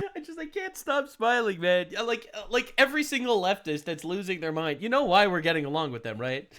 It's because we fucking killed... It's because we captured Maduro. All right, listen, man.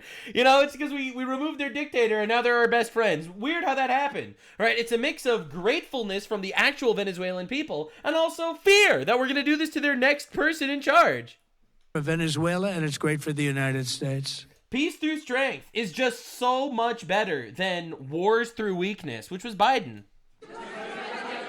Yeah, please go ahead. Hi, Mr. President.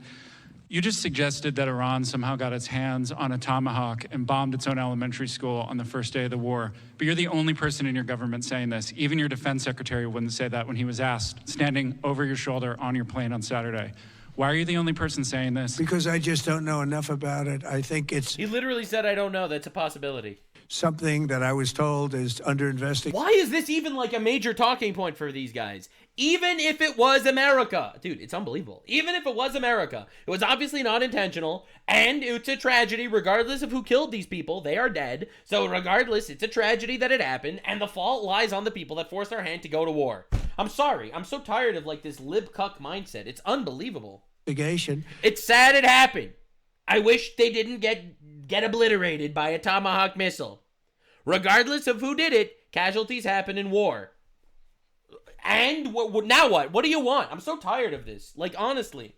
Like, stop being, like, just such a, like, in your feelings bitch about it. It's literally just to destroy the morale of the United States of America. That's why I'm so frustrated about this. Because it's literally being used as some sort of weapon that the reporters are using to attack Trump and the United States. Whereas the reality is, the reason why we're in this conflict is because these motherfuckers keep trying to kill us. That's why we're doing this. So every single casualty that happens is because they forced our hand. All right, that is where the actual moral paradigm is. Period. The end. I'm so tired of like these actual terrorist adjacent retards glazing terrorist regimes and using casualties that happened because of the terrorists as their little pawns against us. I'm tired of it, and I will not be manipulated by emotional blackmail. But tomahawks are used by others, as you know. Numerous other nations have tomahawks. They buy them from numerous us. Nations. But I will They're certainly, gay whatever also. the report shows, I'm willing to live with that report. Yeah, please. You said earlier that we've already won in many ways, but we haven't won enough. What do you consider enough? God. What's your baseline? Where they're not going to be... A new regime that's not trying to kill us again. Where are we serious? These people actually need lobotomies. Like, Donald Trump should have a special lobotomizer, all right, that every reporter that asks a question like this gets an instant lobotomy. Starting the following day to develop a nuclear weapon. As it stands now, if we decided, all right, enough, we obliterated their Navy, they're just going to go back to building up their weapons again, building up their nukes again, they're still going to be chanting death to America, they're still going to try to kill us, they're still actively going to be funding terrorism, they're still going to be massacring their own people, and we're going to need to do this again in 5 years. Why? Why should we need to do it, not be complete about it? No, we're here to finish a job. Where they'll look at that man and some other people from the administration and say, all right, we're not going to do it. They were not willing to say that. And when Steve called up and he said that to me, I said, well, here we go. Let's do it the hard way. Yeah. But the hard way, I think, is probably the easy way. When basically I can see that they will no longer have any capacity whatsoever for a very long period of time of developing weaponry that could be used against the United States, Israel, or any of our allies. We have great allies in the Middle East, great countries that are allies. And they were staying out of it until they got hit.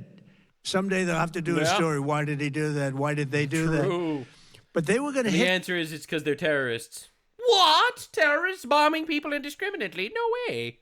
If I didn't hit them first, they were going to hit our allies first. I believe, upon information and belief, but I believe that he was going to, they were going to take over the Middle East. They were looking to take over the Middle East. Now, had Operation Midnight Hammer not taken place, that was definite, because they would have had a nuclear weapon within a matter of weeks. But that took place. That was a setback. But look at the number of missiles they were able to buy and make over the last 6 months. And those missiles were aimed at various countries.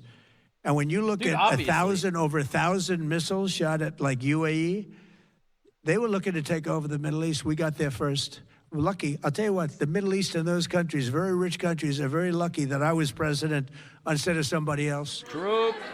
Not wrong. Vice President when it comes to U.S. action in Iran? I don't think so, no. No, we get along very well on this. He was, I would say, philosophically a little bit different than me. I think he was maybe less enthusiastic about going, but he was quite enthusiastic. But I felt it was something we had to do. I didn't feel we had a choice. If we didn't do it, they would have done it to us. I felt, based on the negotiations that were being had by Steve Witkoff and Jared Kushner and Marco and Pete, and everybody was involved, I felt that they were looking to tap us along before they hit, and I thought they were going to hit. And if they hit us first, that would have been a very bad thing. Yeah. In the back, please, in the back.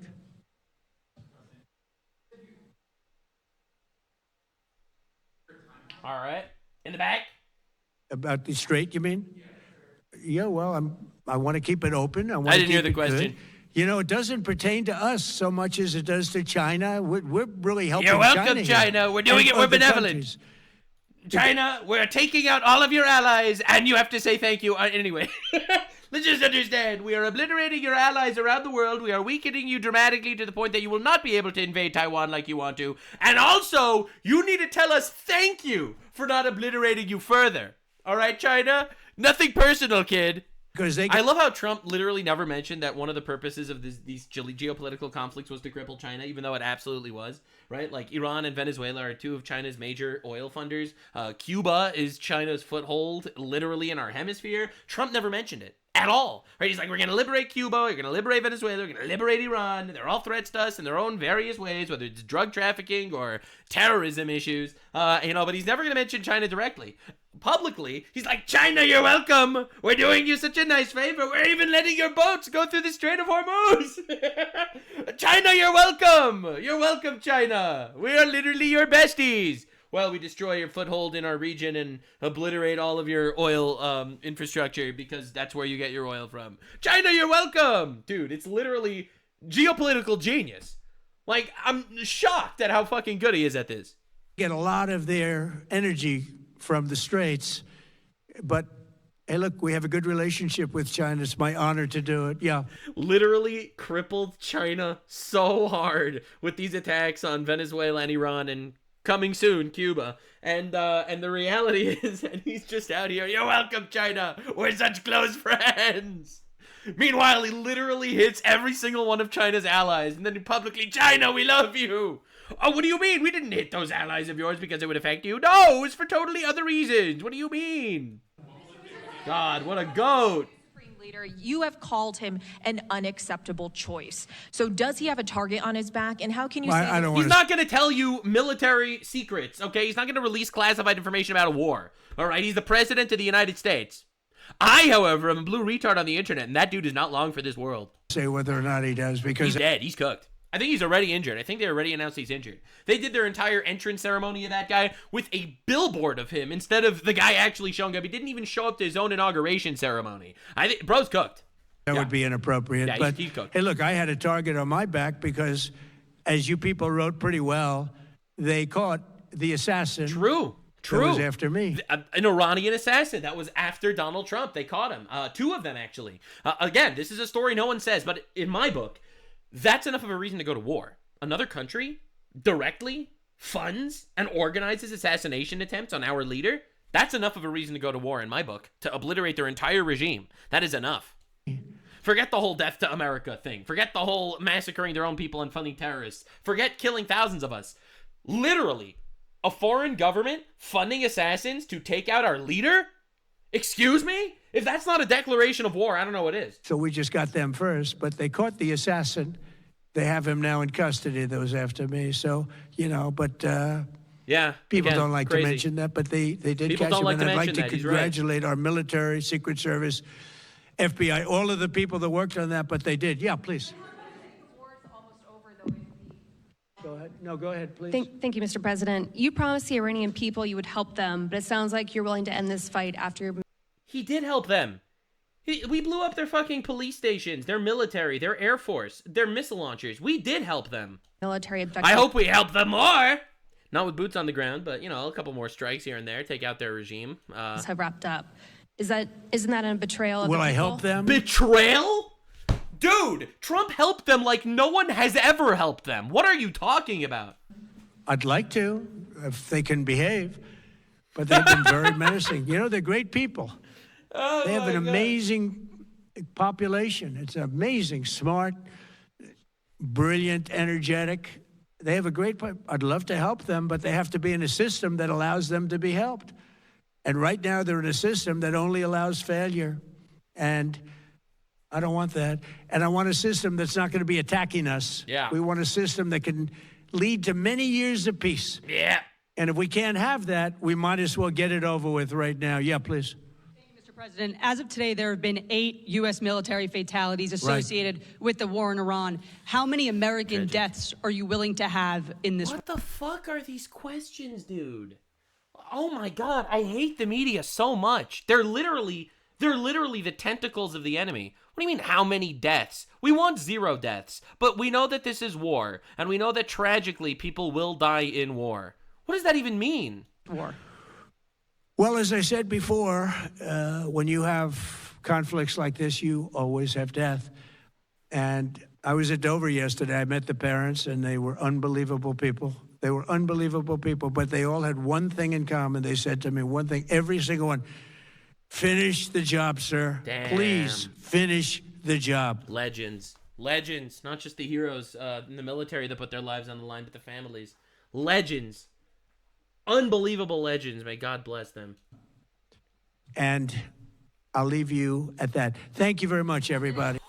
Great way to end that. Damn, bro. Absolute legends, dude. But yeah, according to the polls, veterans specifically really approve of this war that's going on. But anyway, yeah. So I wanted to cover this. I wanted to cover the Trump fighting with reporters, Trump giving his statements. This is the updates on the war. New Iran Supreme Leader is not long for this world, in my opinion. Definitely subscribe. I hope you've been appreciating the new format of me doing incredibly highly researched deep dives into all the things that happens every day, unfiltered, slightly radicalized opinions that will hopefully change your perspective, perhaps, maybe a little bit. With shorter segments and shorter videos on the Nux Taku channel, covering specific topics, but over here we do the mega heavy deep dive. Like, quite literally, I don't see anyone else doing it this way. So definitely subscribe, feel free to share, hope you've enjoyed the show. It's a lot of work and I get a lot of death threats. So anyway, thank you for watching, God bless you, and God bless the United States of America. Bye! Like, subscribe, and this video was streamed live on kick.com/Nuxanor. See you there. Stay weird, fam!